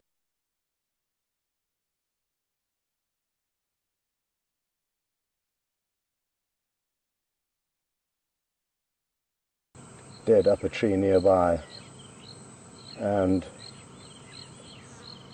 without its mother at this young age it would be doomed. So as harsh as it is what we are seeing, it is probably a blessing in disguise for this young Impala, and also just so relevant to what happened to Karula yesterday. She lost one of her youngsters yesterday, and in less than 36 hours she's killed two other animals, a mother and its calf. So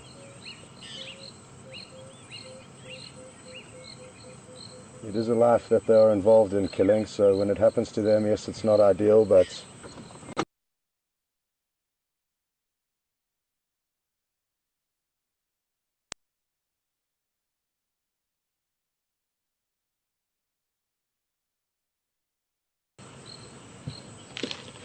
and it may well now carry this young Impala up the jackalberry tree that we can see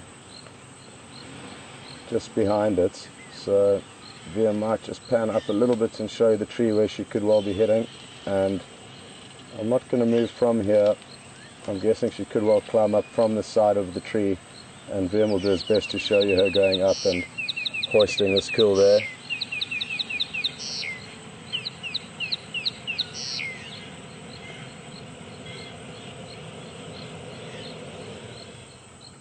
She's just behind a bush now. She has stopped temporarily, but I'm fairly convinced that you can just see the tip of her tail. But I'm fairly convinced she will hoist it up this jackalberry.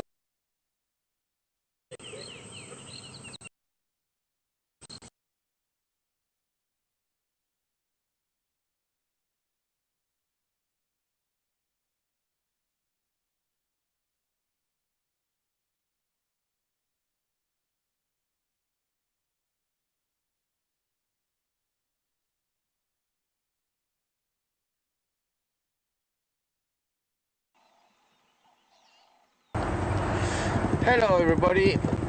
Well, I think we might have to just head back to where Scott is, because evidently Karula's just killed a young Impala and we're having a bit of signal issues with Scott.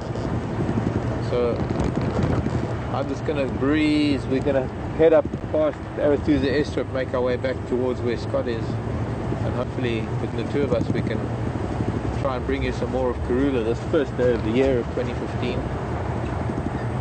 Happy New Year, everybody.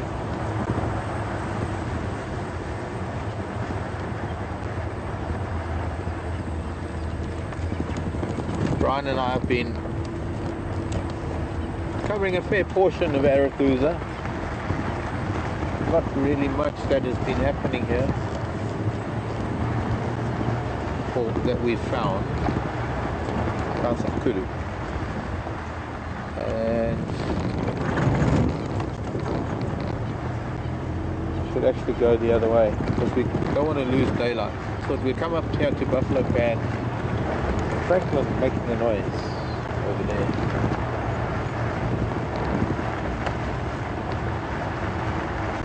Who's that on the airstrip?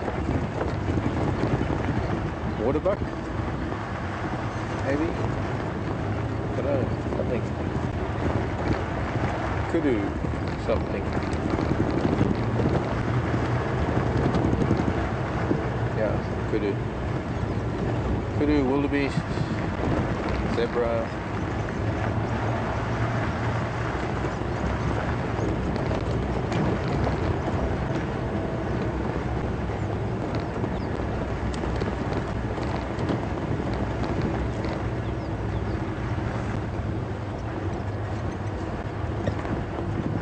Okay, so we got to go straight back to Karula. I think there's a picture back there. Go, go, go.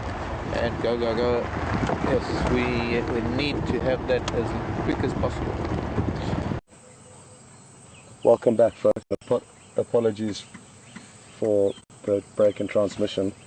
She hasn't headed up this marula tree yet, but she is about to. You can see she's just trying to plan her route up. And she is still gaining her breath. Even though it was quite a short stalk that we witnessed, it consumed a lot of her energy, being poised and stalking for that period of time, and then also dispatching this young impala.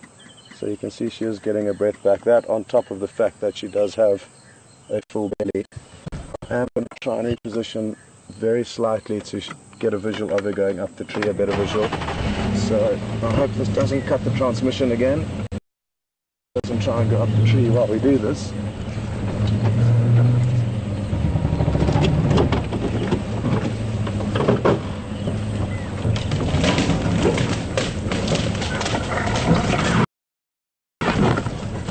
Oh.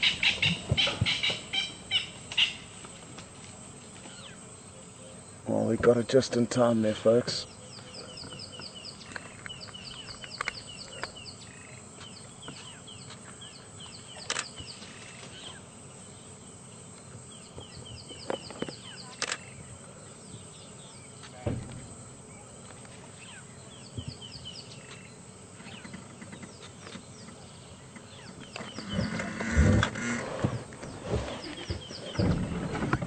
Sorry, John. Well, folks, we really are being treated to an incredible display of what these animals do best, and we should really be trying to enjoy the footage we're seeing as much as possible. This young impala lose its life, it is an important step for the leopard to continue living, and it is certainly providing us with some incredible footage. To be able to see leopards like this in their natural environments, hunting, climbing trees, hoisting kills, is a privilege that not many people get to see. And in all my years of watching these animals on a daily basis, we very seldom get to see sightings of this quality, and especially these animals hunting. And I mean, what an incredible view you're getting here, folks. We all are. It really is just magical.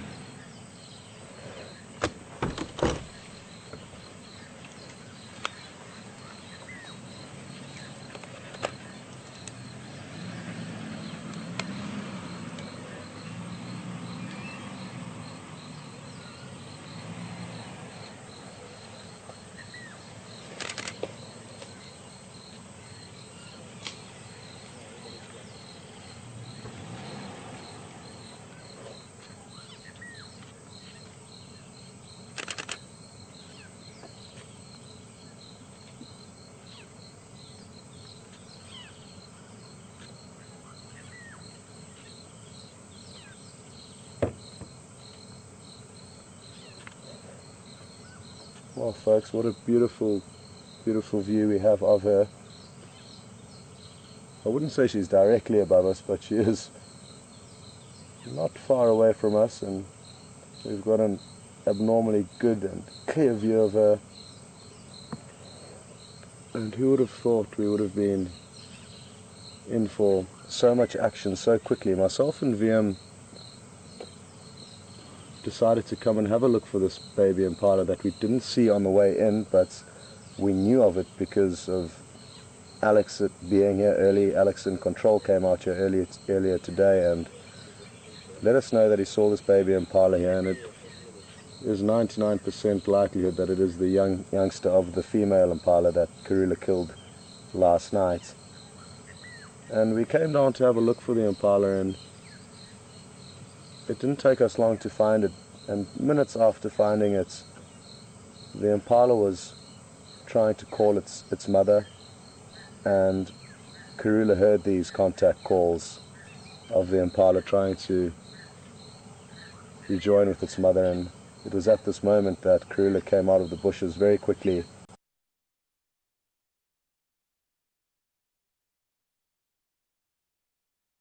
Us.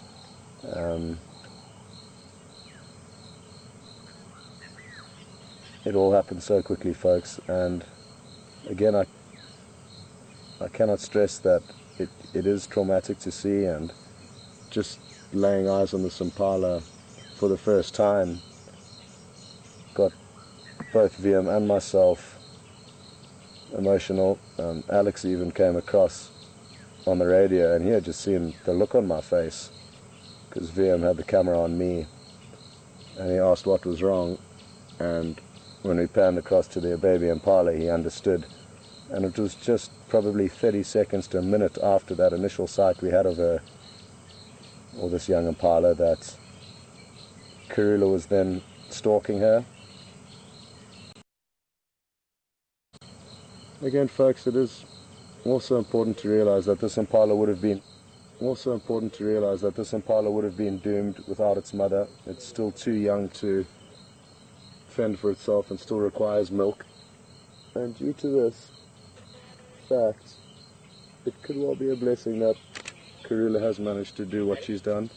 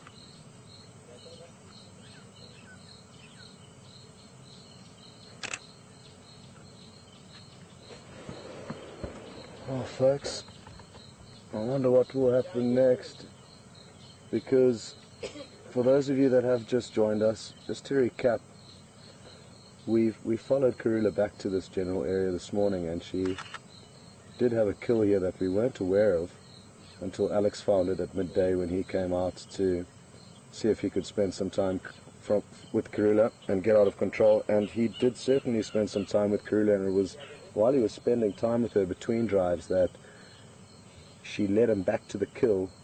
And not only was there just the kill that Alex found, but Kunyuma, one of her 2-year-old sons, was in the area, so he could well be coming back into this area to continue feeding on the impala that's in the tambuti tree, the adult impala. And she may well start to feed on this one, but it will be, oh, that's a beautiful shot. She may be compelled to come down the tree and potentially try and chase Kunyuma away, or certainly let her know that she's not happy that he's eating all of her food. So that is something to look forward to in the next hour, hopefully, if he does come towards us, which he could well.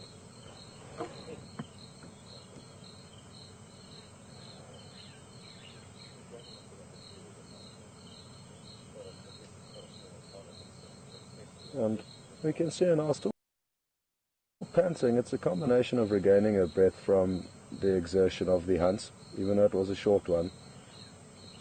But also on top of that, she has been feeding on this impala, the other impala, the adult, and all of that meat is pushing up against her diaphragm, causing her to be able to take short breaths. But she doesn't seem too phased, and she certainly doesn't have too much to worry about in the next few hours, because she's got lots of food, and food is critical in nature. It's so important for them to feed, and it can be often their most difficult and challenging process, archers, is feeding themselves. So she's onto a good thing here.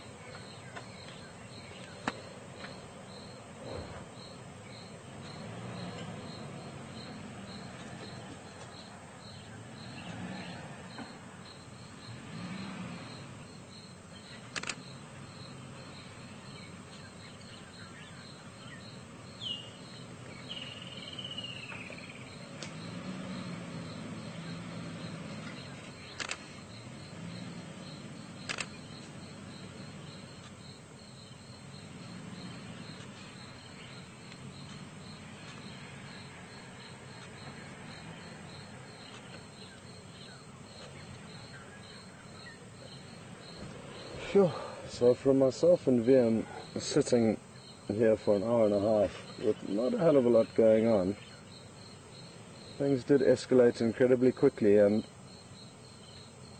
it's an important lesson and that I'd like to share with you, and one that I've learned over the time here in the bush, is that by spending time with animals, even if nothing is happening, it can change very drastically, very suddenly. And that is exactly what happened this afternoon, and so fortunate that we do have two vehicles and we can bounce between Mark and myself in situations like this, because if it was just one vehicle out, I'm not sure if we would have stayed here for the whole afternoon. So just so happy that everything worked out the way it did this afternoon, that Alex came out at midday and confirmed that she was still here. Because I could well have come back here, looked for her in the last spot where I left her, not found her, and not found anything else. So a big thank you also to Alex, who did play a large part in providing us with the intelligence that we needed to be here this afternoon.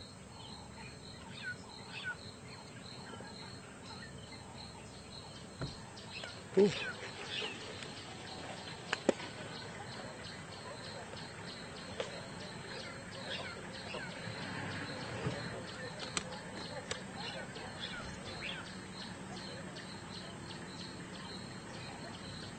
She's not looking very comfortable up there, folks. She keeps shifting and changing position. She would potentially, with a full belly, be more comfortable on the ground, so it'll be interesting to see if she doesn't come down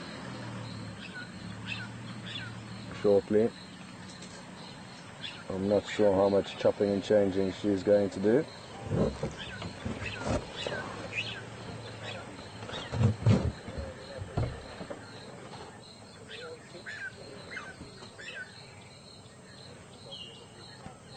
Good afternoon, Cynthia from Ohio, and welcome on board. Cynthia's asked whether both of the kills are on the same tree, and the answer to that is no. This tree here is called a jackalberry tree.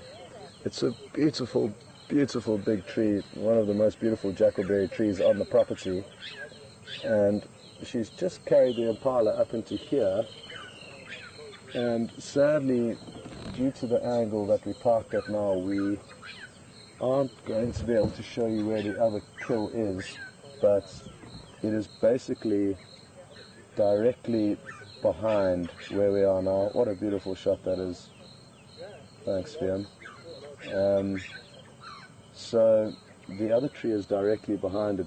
Viam's just doing a few calculations to see if he can potentially show you, and he is going to attempt to. So here goes, folks. It's not easy, he does have to swivel around to the other side of the vehicle. But the other kill now is basically directly behind us, and you can even see in that tambuti tree the leg of it dangling down and a bit of the body there. So thank you, Viam, for that nifty camera work, and thank you, Cynthia, for the question. That does clear it up for everyone out there. And sorry, I should have mentioned that before and given you a better idea. So it is basically directly behind where we are now, and as you're aware, Karula is just up in this tree behind us here, in front of us, depending which way you're facing, I guess. Whew. Really, folks, in my whole career here in the Sabi Sounds, which is one of the best places to view leopards, this has been probably the most perfect hunt that I've ever witnessed in terms of the clarity of the sighting. We didn't miss anything there. It was out in the open, and it was a unique sighting and a uniquely easy kill for her to make. If the rest of the herd of Impala were here, obviously she wouldn't have nearly had it that nearly that easily. She wouldn't have had it nearly that easily. That's what I was trying to say. And this did allow us to get some incredible footage and showcase how well she can stalk and how low she kept to the ground when she was creeping up to that Impala. And what was also interesting for all of us to see, but something that I was aware of, is that she was probably 5 meters away from this baby Impala, and even still, she took her time before she did that final pounce. So it's a uniquely open and clear and great visual of these animals hunting, because it can often be in thick bush, and we saw everything basically directly in front of us. I did snap off 1 or 2 photos, but it all happened so quickly that I didn't do the best job. But I will be posting the photos onto Facebook, onto my profile page on Facebook. So there will be some snaps for you to see that I did manage to capture, and it'll be interesting to see the screenshots that you guys managed to capture.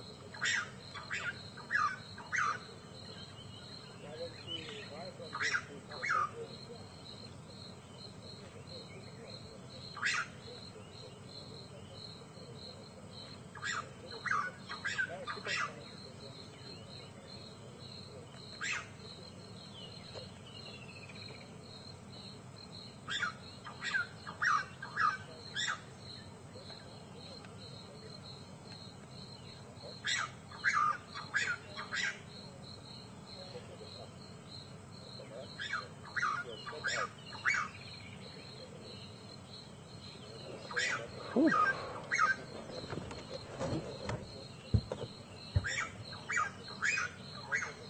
Well, she does seem to have found a slightly more comfortable spot, and she's not tossing and turning as much as she was earlier.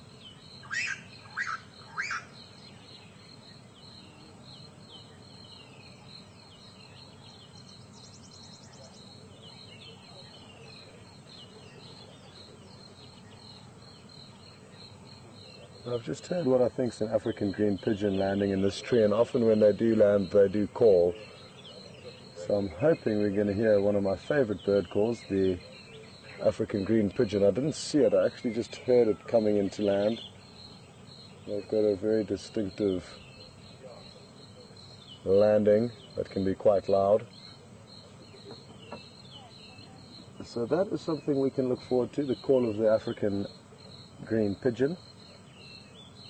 We can also look forward to Kunyuma, Karula's son, coming back into this area.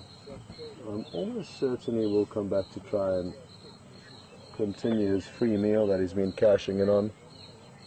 And it will certainly be interesting to see her behavior towards him, because even though he is her son, he's beginning to overstay his welcome a little bit and take liberties of her hunting and her skills, and she's got future generations to raise now. She's done her job with Kunyuma in quarantine. So we may have a hissing and spitting Karula.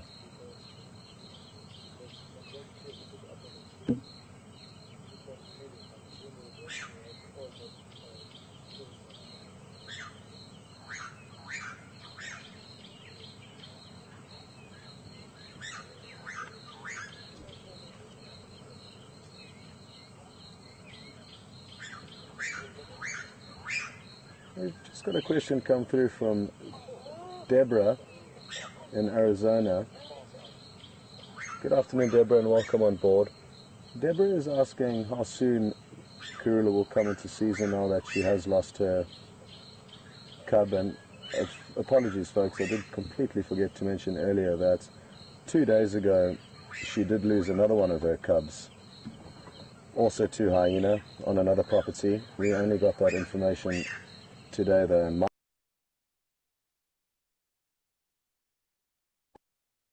he knows at an adjacent lodge, and it has been therefore confirmed that she's lost 2 cubs in 2 days, and in all likelihood those are all of them. They usually give birth to 2, sometimes 3 cubs. And now that she has lost both of her cubs from the most recent litter, she could be mating within a week. I've followed another female leopard who went through the same trauma that Karula has been through the last few days, and as soon as a week after she lost her cubs, we found her mating.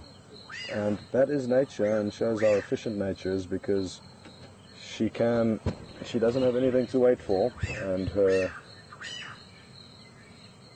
main role on this earth is to create more leopards, and she will continue to try and do that as soon as she can. So we will be following her closely, and it's something very exciting to look forward to, is mating leopards. I'm hoping she will do it on our property, and it is something that usually takes anywhere from 3 to 5 days of constant mating. So if we do manage to find them, we will have 3 to 5 days of good quality viewing. She could potentially mate with a Mvula, the dominant male of this area, and wouldn't that be nice to see? He was the same male that she did mate with 3 months ago, or just over, probably 4 months ago now, and he was the father of the most recent cubs. So he could well be the father of the next litter, but only time will tell. It is an exciting prospect to look forward to, though, because when leopards mate, it's an incredible sight. The female does a lot of work enticing and inducing the male to mate with her, and every 20 minutes she'll get up and perform almost some form of a lap dance, where she will entice him into mating with her, and then she'll present herself, they'll mate. It's a very short-lived experience, probably a second or 2, and when they come apart from one another, it's usually with a fair amount of snarling and flaying paws, as it is a painful experience for both of them. So it's a very heated affair, that of watching leopards mating.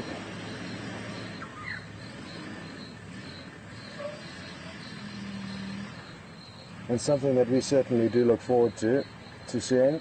I haven't seen leopards mating since I left the Sabi Sands just over 2 years ago.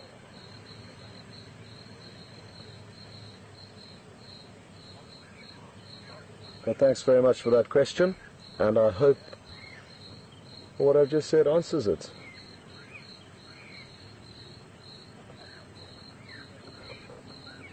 just keeping a close eye on the tambuti tree behind us, because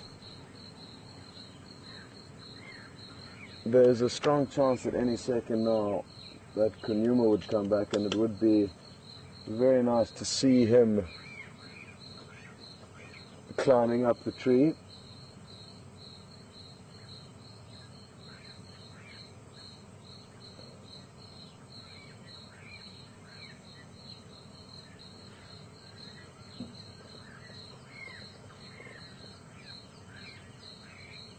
Just got a question through from, I think it's Beth, asking whether Karula will now abandon the other kill. And as far as my understanding goes with leopards, they will, and from my experience in the past, I've seen a leopard with 2 kills in 2 different trees, and she alternated between feeding on the 2 of them.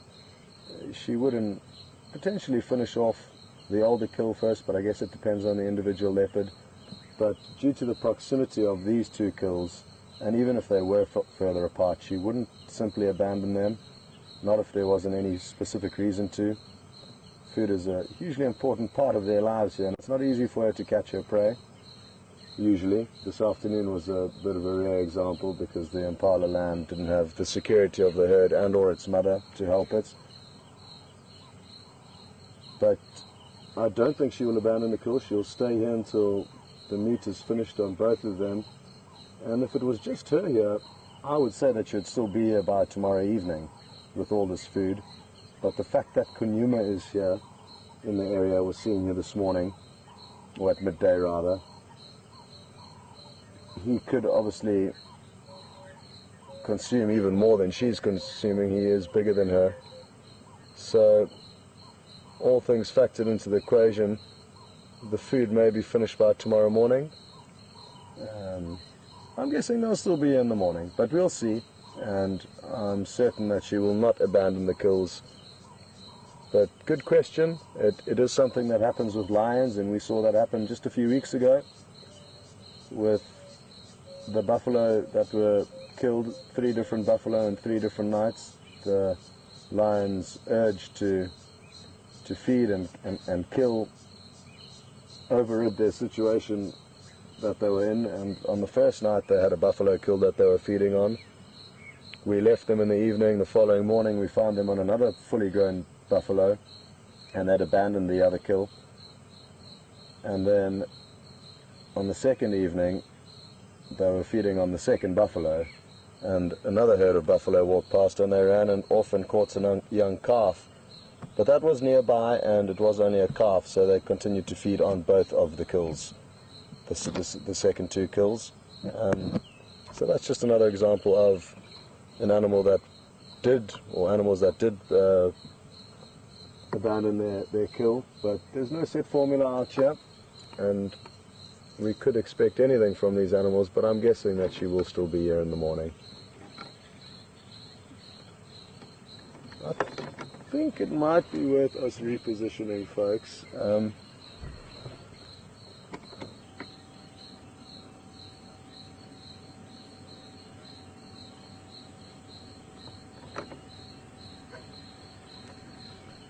It's just myself and one other vehicle here now.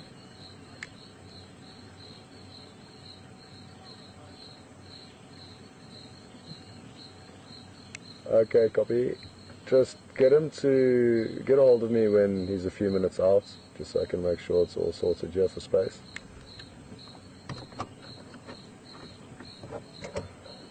Okay, folks. I'm not sure what to do, but I've got a feeling that it might be best for us to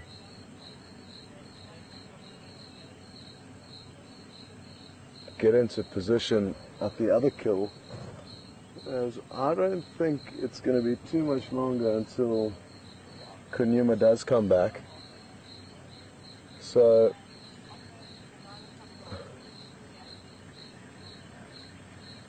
I think that is what we shall do.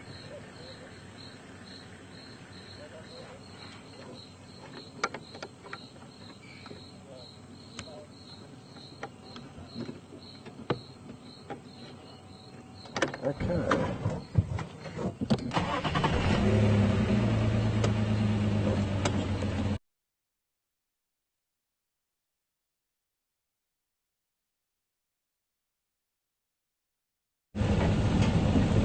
Sorry, Alex, could you just go again with the name? Where that question came from? Got a question from either Dan or Anne, and in Florida. Good afternoon. Leanne. Long distance from where we are now.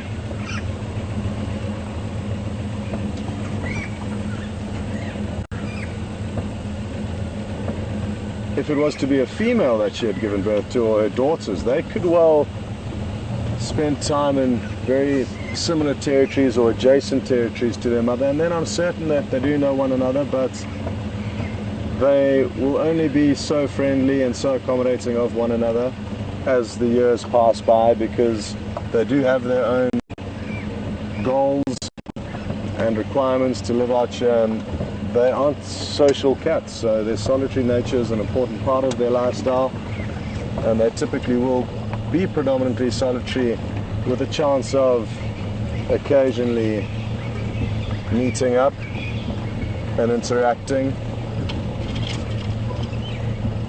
So they certainly do, Leanne, they certainly do know one another, but I haven't been in a situation to view leopards over a long period of time in a night scenario to know for certain that after years of them being apart, that if they did reunite they would know who's who.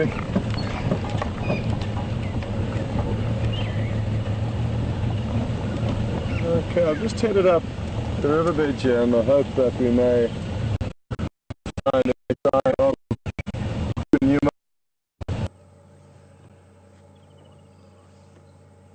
Just want to take a quick advantage of a really beautiful sunset, and we will be getting back to Scott. We're hoping we'll get the signal back up and strong from Scott's vehicle, from Jigger. But in the meantime, I just thought I had to share this with you, this magnificent African sunset. The sun it's going to get a little bit more intensive. We're looking over the northwestern area of the Sabi Sand. Those lovely little round hills in the distance are the koppies of Lusaba and Leopard Hills, and the lodges Dulini, to the south of them Idube and Inyati, area that I know quite well. I've spent some time there, area on the Sand River, and then of course in the way distance you can see the escarpment, the Drakensberg Mountains.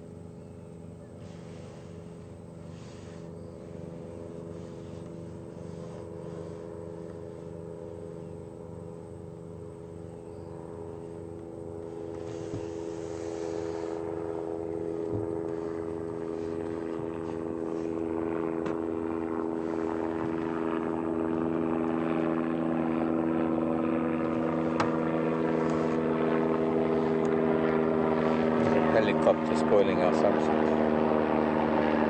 Go away.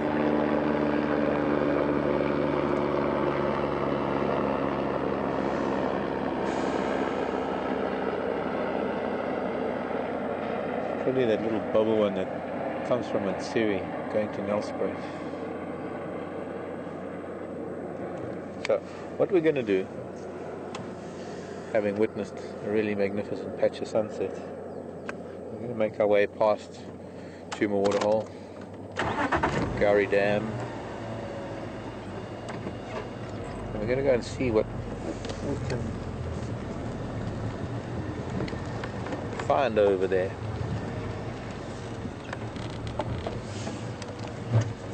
There have been a few times that I've been asked the question whether leopard have favourite trees within their territory. There are trees that leopard have used time and time again, whether one could call them favourite trees or just convenient trees.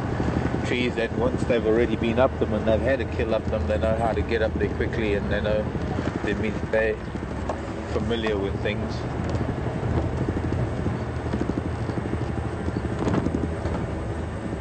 Now I've got to listen to the radio now.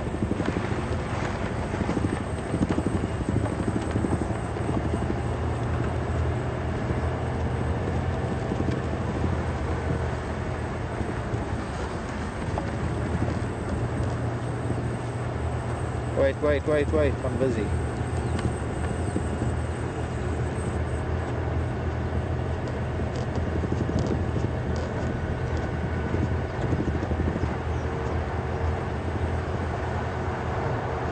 Okay, sorry. Was directed by the radio, unfortunately. We're heading towards Karula in that wonderful jackalberry, and I was saying how we often asked if leopard have favourite trees.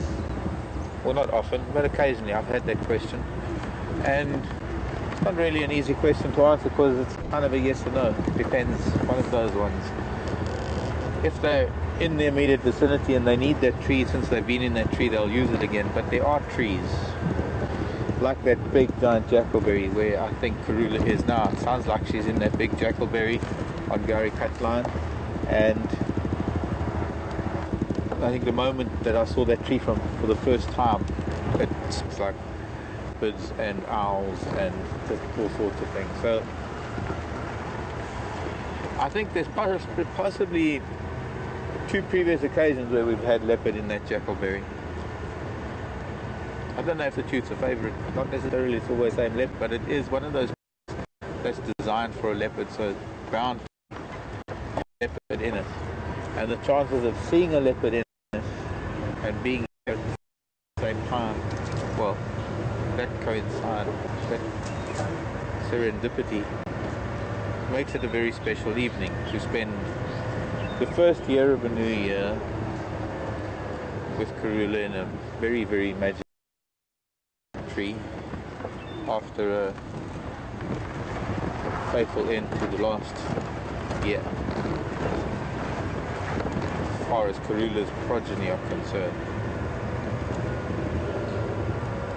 I'm not sure if some of you were with us earlier, but I was mentioning, and maybe Scott has mentioned, I did mention it to him, I'm not sure if he's passed the message on, but it would appear that from information I gleaned today, she originally had 2 cubs, and I was told that 1 cub was taken by hyena the day before yesterday on a neighbouring property.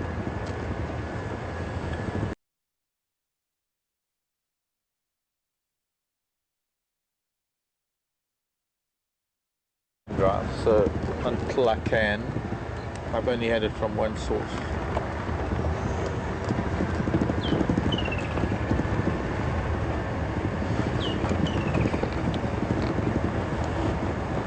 But evidently she's been where she is now, where you is Philemon's Dip.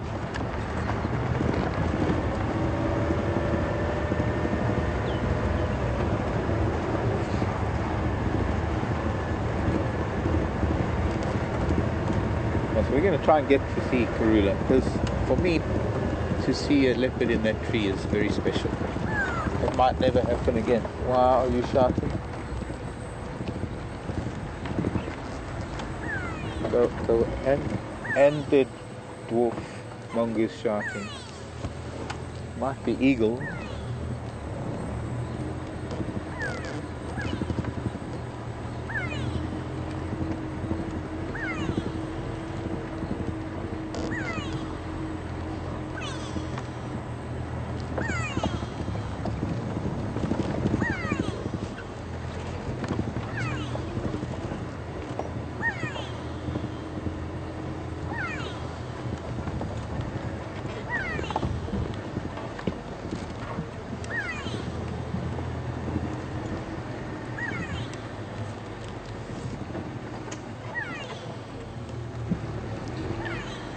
very clearly the go-away sound of the go-away bird, and I'm sure that's coming across quite well.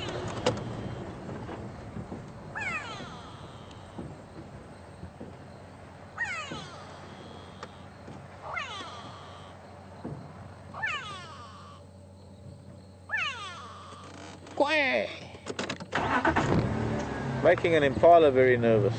There's one Impala ram off to the left, and he's quite alert. I can't see what the go-away birds are shouting at, to be honest. Another Impala, two boys.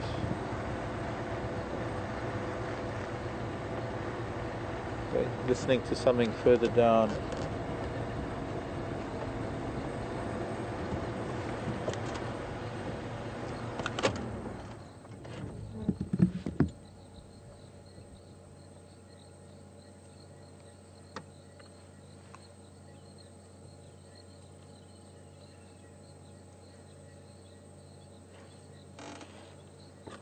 I'm not seeing anything, but that doesn't mean that there's nothing here. Something's clearly grabbing their attention. The birds have stopped alarming, maybe because we stopped and acknowledged their call, so they think, okay, well, they've passed it on, now it's our problem. He's not convinced that danger's over, he's very alert.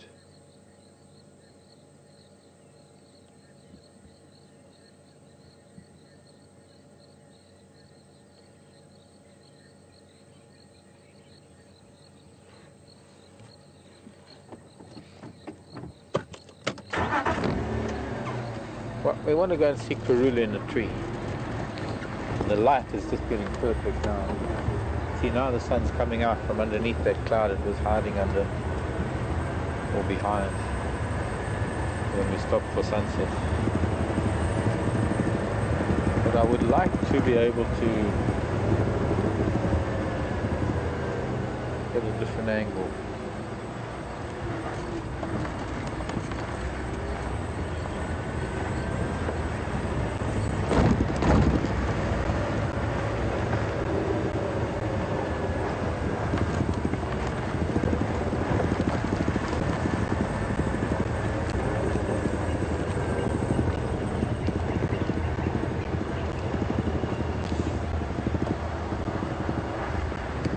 Choppy, thanks.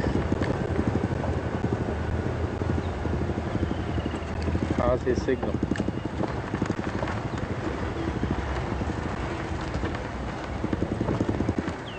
Okay, copy. Would you not rather have this light on than the pingway?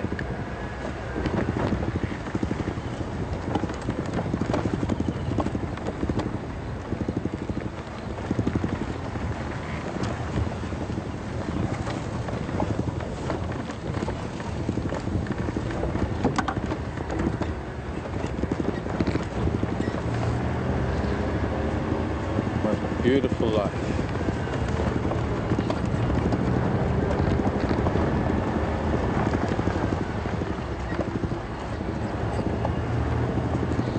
You could probably catch that as if I drive slow enough, but I don't want to drive too slow.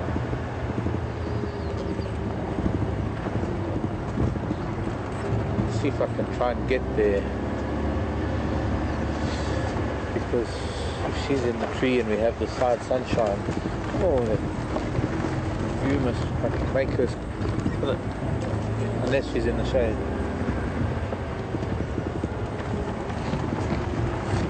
Happy New Year, everybody, from all of us here at WildEarth. Glad you've been joining us. We're on our way to see a leopard, a wonderful leopard in Kunyuma.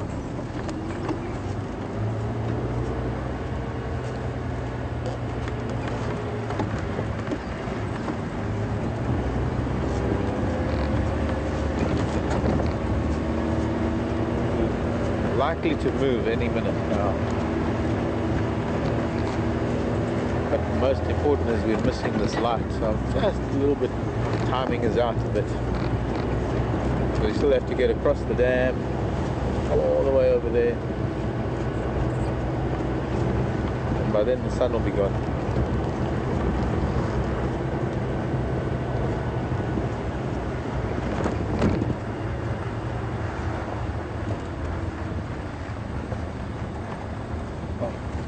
light right now is incredible. 360 degree of glow.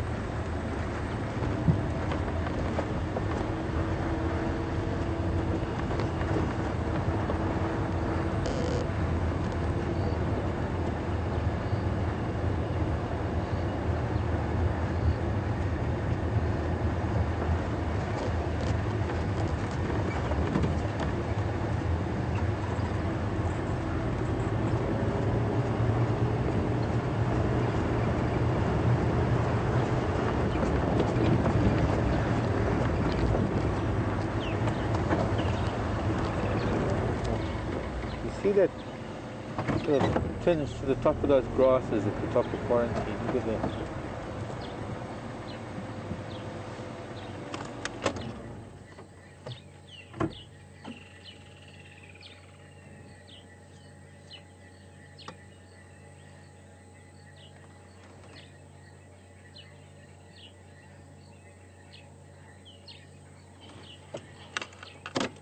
I'm going to go forward with that zoom because the light there is getting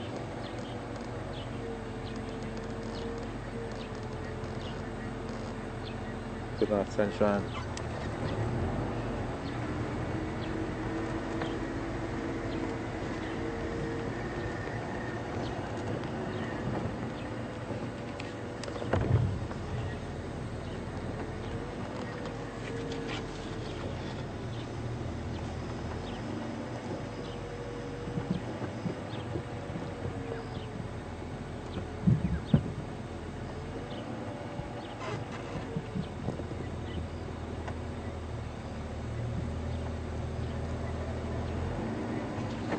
I love the sunset too, but and already the shadows are creeping over the opposite hill, and it's going to be that chuckleberry in shade. I get missed at the moment, but we got a beautiful sunset. Do leopards stockpile food? No, not really. Although, having said that, there are incidents of where leopard have had a kill and then the opportunity arises to make another kill, and the second kill is also taken into a tree where there have been 2 kills in 2 trees relatively close to each other. But invariably the leopard then doesn't really bother going back to the old one. And depending on season, well, that depends on whether the carcass just dehydrates, or whether it just decomposes. That's an eastern sunset.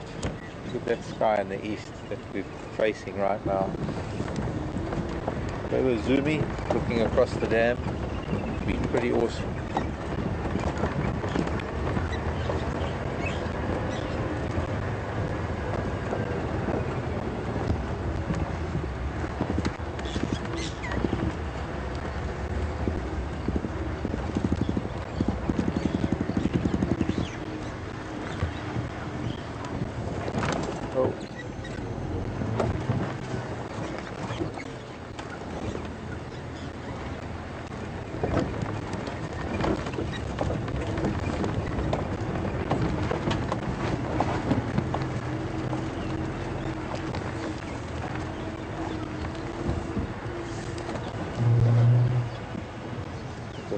Can't resist the sunset.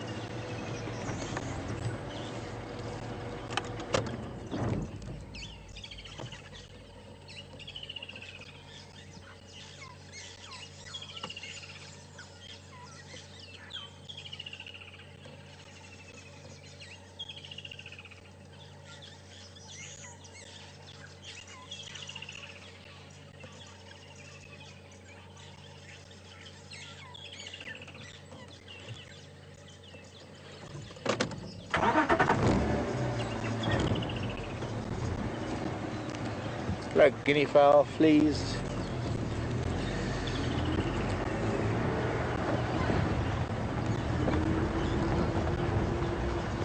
Oh, kingfishers. Watch where you're flying.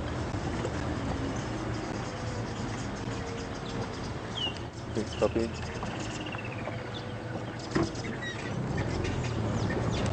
Hello hippos. See you later. We're just going to see Karula. If we can, because, excuse me, colon, Natal Franklin.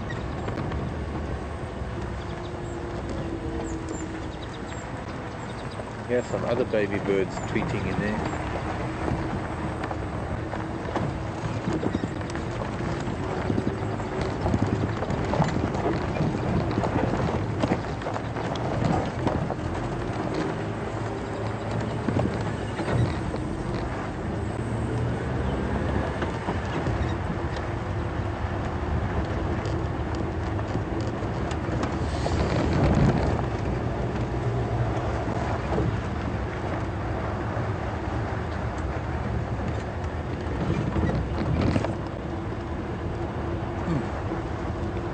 And the sunset just continues to glow. So we might not have late afternoon sun shining on her in the tree, as we're now really getting close. But we'll still have this beautiful sky.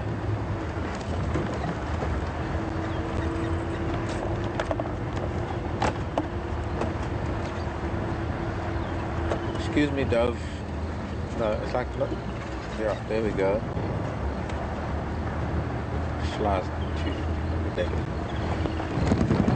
I've got to show you the sky, to put everything into perspective. I mean, you look at this whole view that we've got right now. Here, this is the big jackalberry, the giant tree that we're going to be approaching, and Karula's somewhere in there with this beautiful orange sky behind her. Should have had it on camera long ago.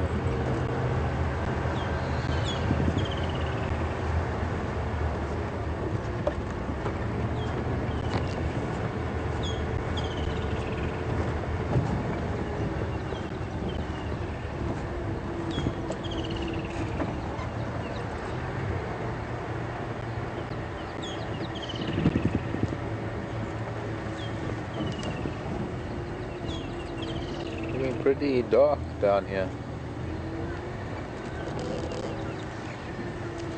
I can see her in that very, very low, very, very heavy dark branch.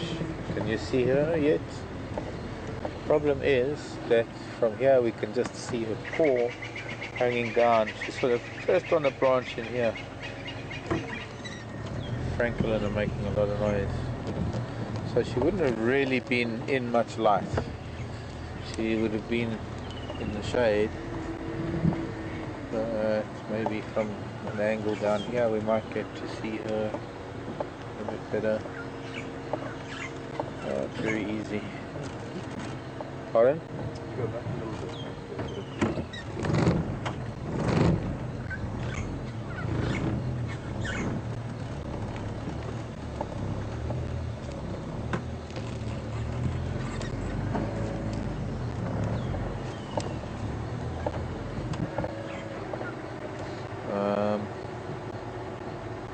See on that branch, probably from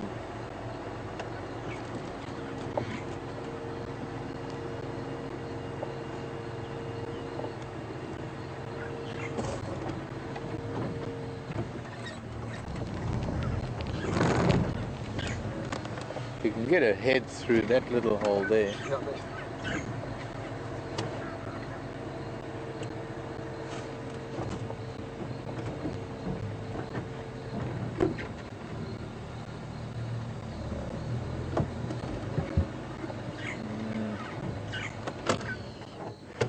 Moment the best we can do. It is pretty dark in there. I can see Scott and Wiem further down across the drainage line. That must be where the kill is. I can see a kill there in the tree. Where? In the tree right there, in that fork. Oh, there, just in front. I don't even see that. So what are they doing there?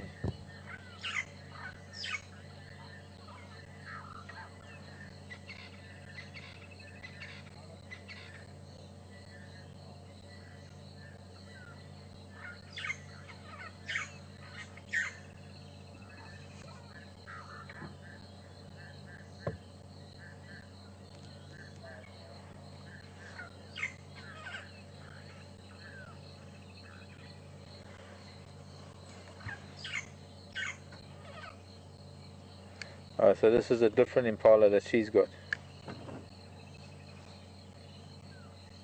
Aha. Starting to get active, this little girl. Well, here's a perfect example of what we've been talking about.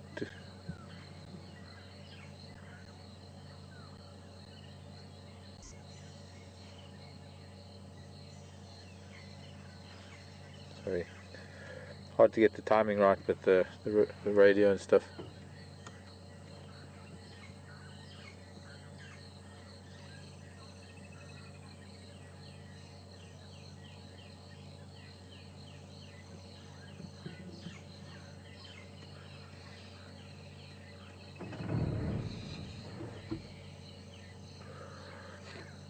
The message from our technical department that the resolution of the picture that we're putting out at the moment is evidently not what it was before, and they are working on trying to solve that issue.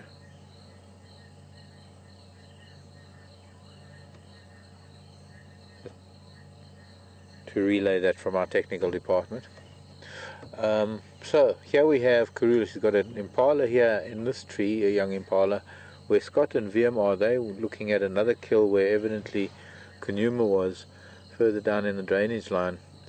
A case of having to, so it's quite possible, and if I'm not mistaken, she killed maybe the adult Impala this morning, and then this is probably the lamb that she's now finally killed, because the lamb probably wouldn't have known where to go.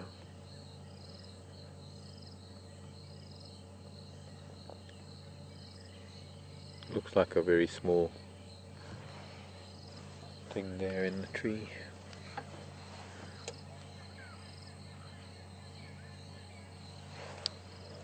If I do that, maybe.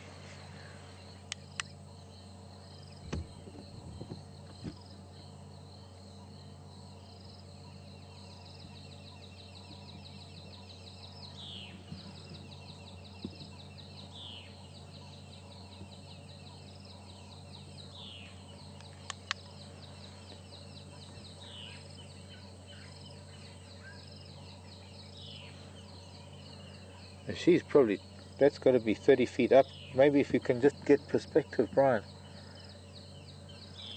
with her in this jackalberry tree, just the size of this tree, since she's sitting in. Oh, look at this, folks. This is one of the most wonderful trees that we're going to see here at Juma. This giant jackalberry with that once in a lifetime moment of actually seeing a leopard in a branch in a tree that looks like it grew that branch for there to be a leopard on it. And no one better to be on that branch but the Queen herself. The ebony throne.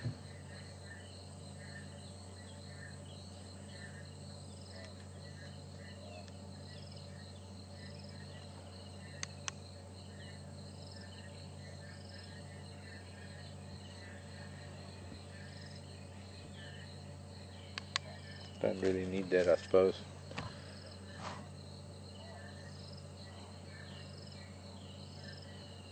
Scott live as well.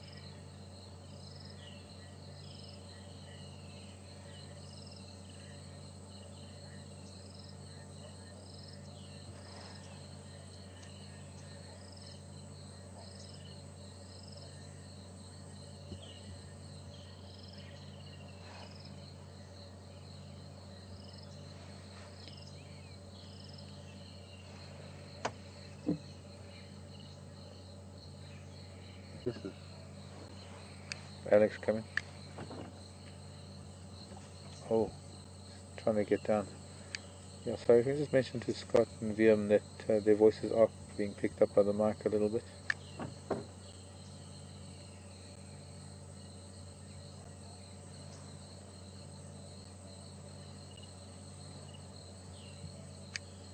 Scott and Viam, we're picking up their voices a bit on the mic.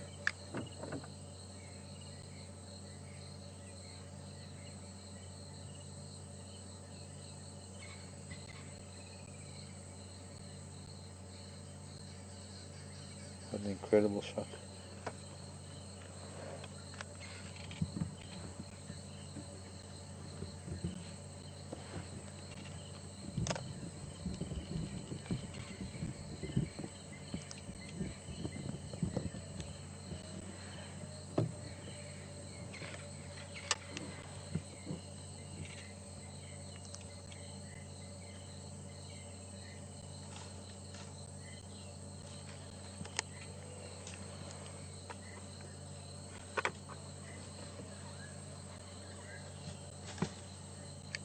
Also, if you can tell Alex, or rather tell Scott that she's down.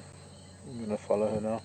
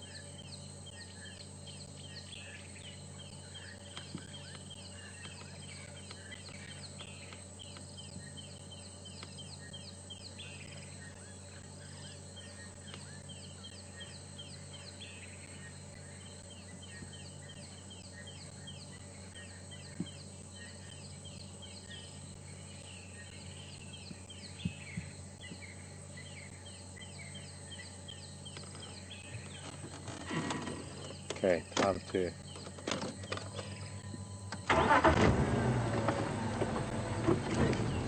maybe not.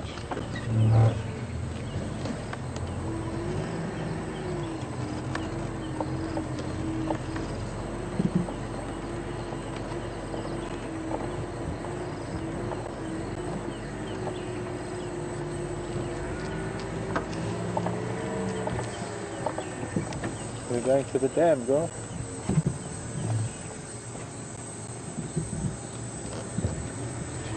Going to have some water at the dam, maybe. This is an opportunity to be alone with her. Although right now she's toileting, so I just want to give her that moment with the sunset.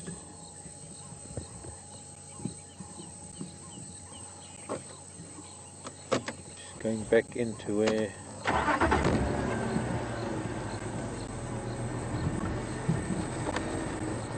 more of a straight line, really. Could be going back to the dam.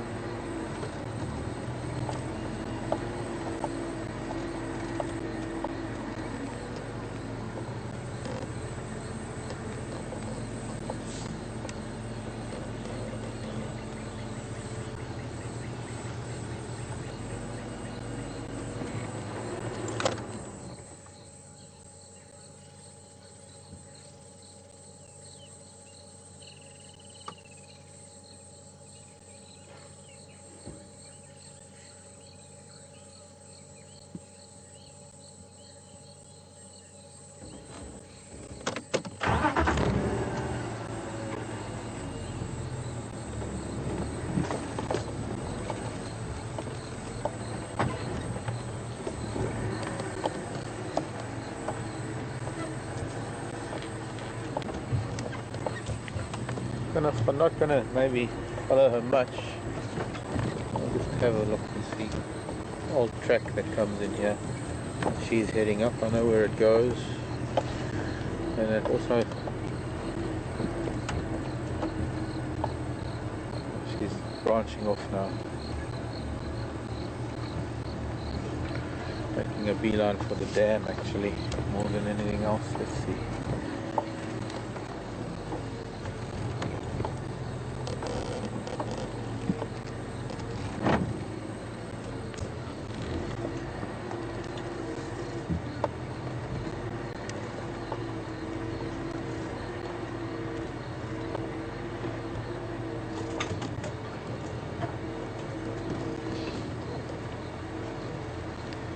Okay, copied. Hope that we don't cut signal if I talk to him.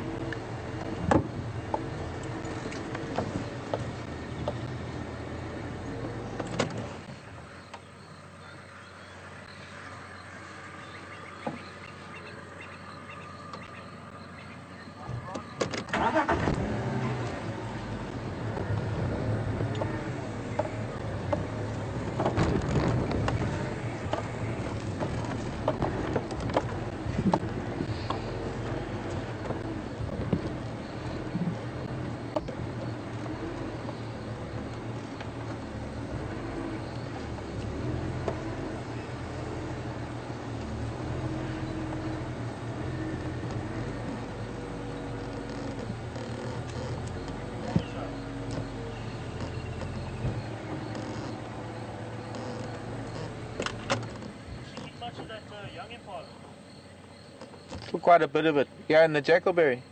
Yeah. Still quite a bit by the looks. Then again, I only saw a couple of legs. Probably ate the rest of it. I don't know why guys feel compelled to have to shout questions and things across the site.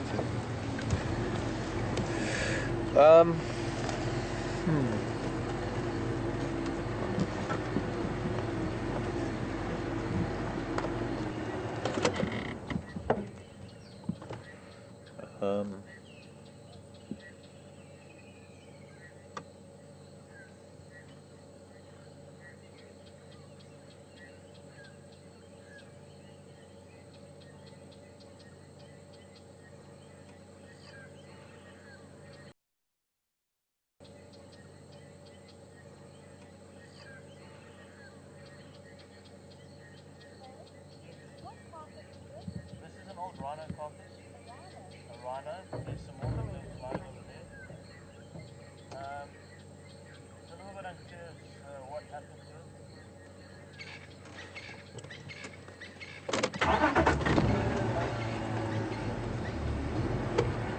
Up north, come down. It's going to the exact same fallen marula, so I'm just going to check. Onto the marula tree where she lost the cub. Wow.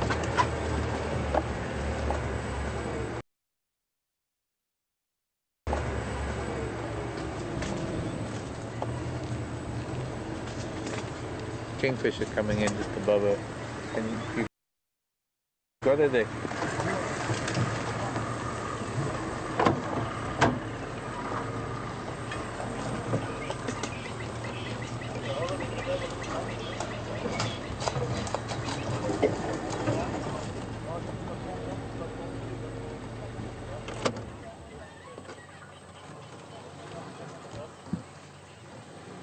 Wanted to get a chance, but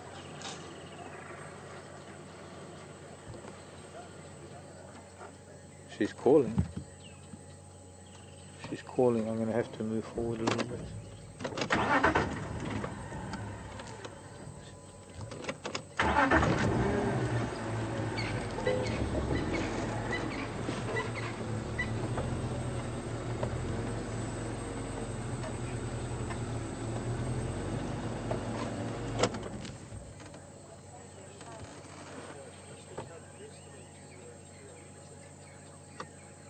I just heard her vocalizing again. What's this? She's just vocalized now. And it's probably the very same call that might have brought those hyena in yesterday.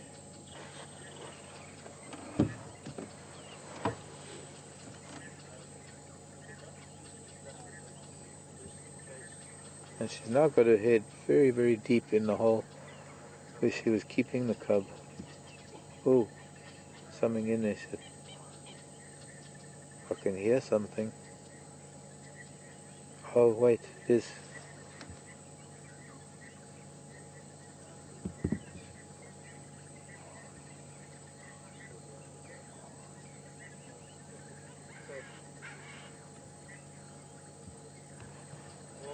Unfortunately, it's sort of the best view we've got.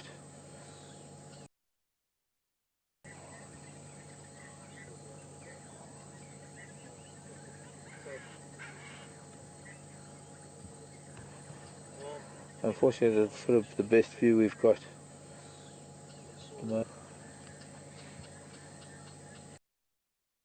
That would be a third then, if it is.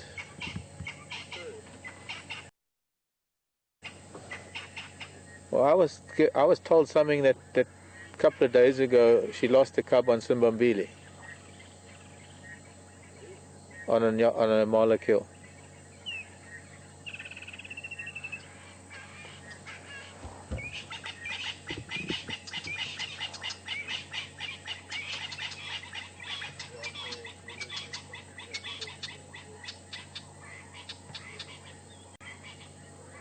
But that much she's calling. She's calling and there's nothing coming.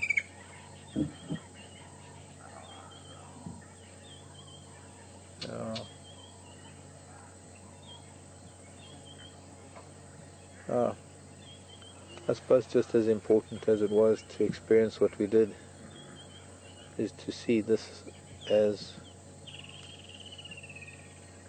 an aftermath.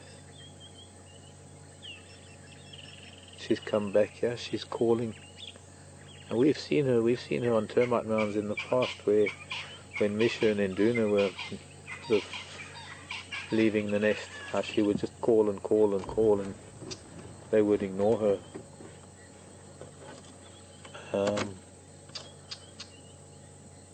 I think it's time to just let her go.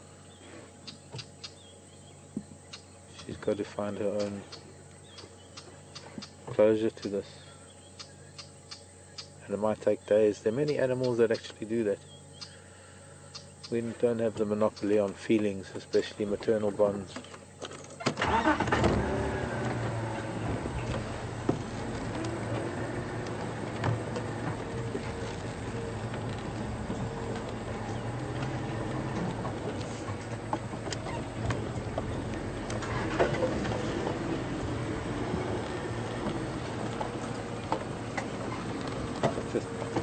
Right to be here now, it's getting dark.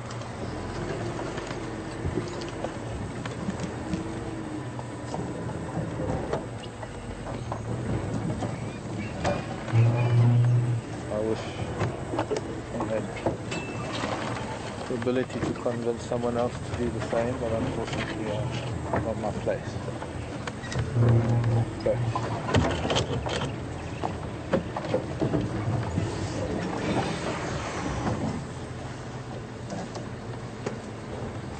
I think almost just as emotional as yesterday was this.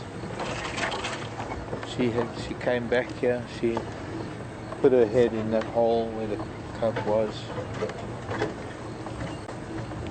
and she's calling.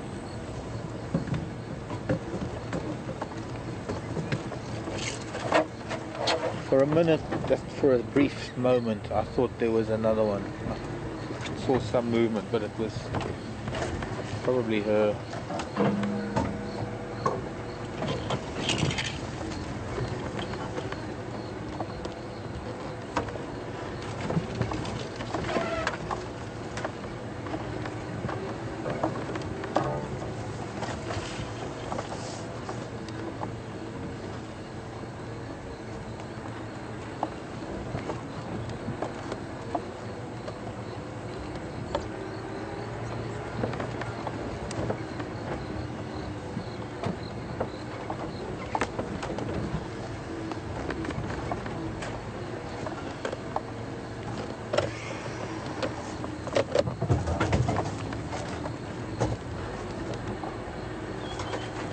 Quite something. Be a part of that little moment. Because part of her was driven to then still go out and kill Impala today and still put stuff up a tree and then... Wow. Wow.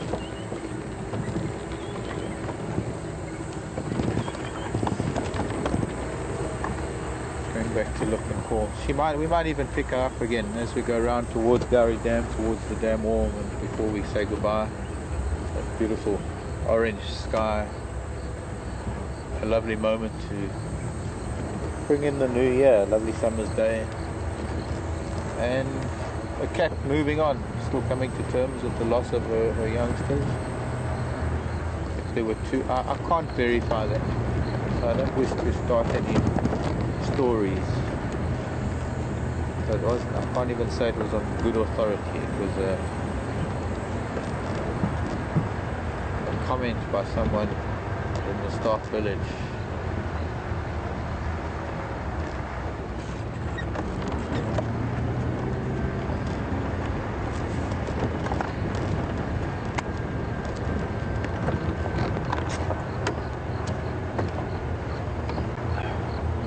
I'm sure we're going to see Karula again. And I'm hoping that in those moments, in those times when we do spend time with her, maybe it's tomorrow or in the next few days, I'm sure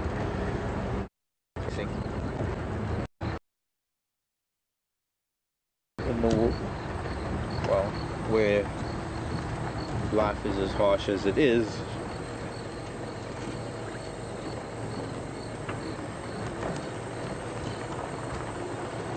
there's a certain part of it, there's a certain aspect of her life that just has to carry on functioning, and that's already been shown by the fact that she's been hunting, and she's even got kills in a tree, and I would imagine that she's got those kills, especially that young Impala, hoping that she can, or in the process of getting her cubs to come and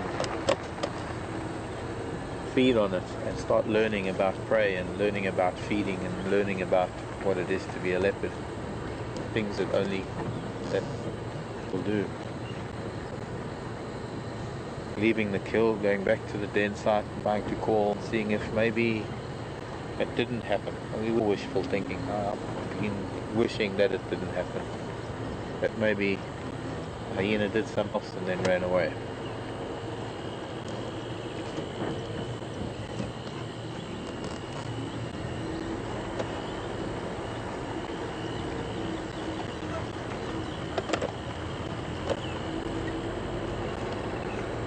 Heron coming into land. So, what a wonderful moment to be able to get her. Always magic. Thing was perfect. Get back there when she was ready to come out of the tree, climb down.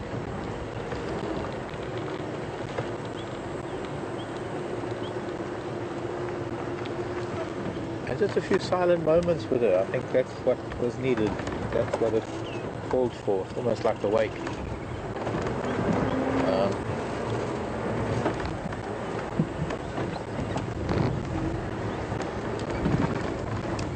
I wish we could show just as much sympathy for almost anything that just that gets killed along the way, whether it's to be eaten or because it's competition.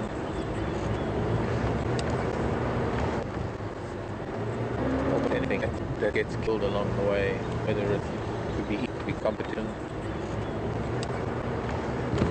Cats and cubs, especially Karula and her children. It's our own fault that we get close. That's why it's very hard to raise little wild animals that pull out of nests, and one has to try and, you can feed them and you can raise them, but they will never really know what danger is, and there's always this heartbreak that something else is going to come and get them, and it's hard enough dealing with this kind of natural event of Karula's cub being lost. It's so much harder when one tries to play mom or parent, or just one tries to raise something out here in the bush, because that is a very difficult task. And then losing that child, especially after feeding it and caring for it, we just sometimes we get a little bit too emotional for our own good, and we can't be blamed for it. We can't help it. It's our makeup. And I wish the world was far more compassionate than it really is. But it is just the world we live in. And I'm glad there were a bunch of you out there that have experienced the last few days with us, the end of 1 year and the Today is the start of a new year. Beautiful sunsets. And so from everyone here at WildEarth and through the WildSafari Live on Nat Geo Wild, thanks for joining us. Thanks for being a part of it. Thanks for sharing the sunset and moments with Karula. My name is Mark. I've had Brian and the thumb on the back with me today. The thumb's been very quiet. Pirate today. Cool cat. Pirate was yesterday. And we'll see you tomorrow. We'll be out tomorrow.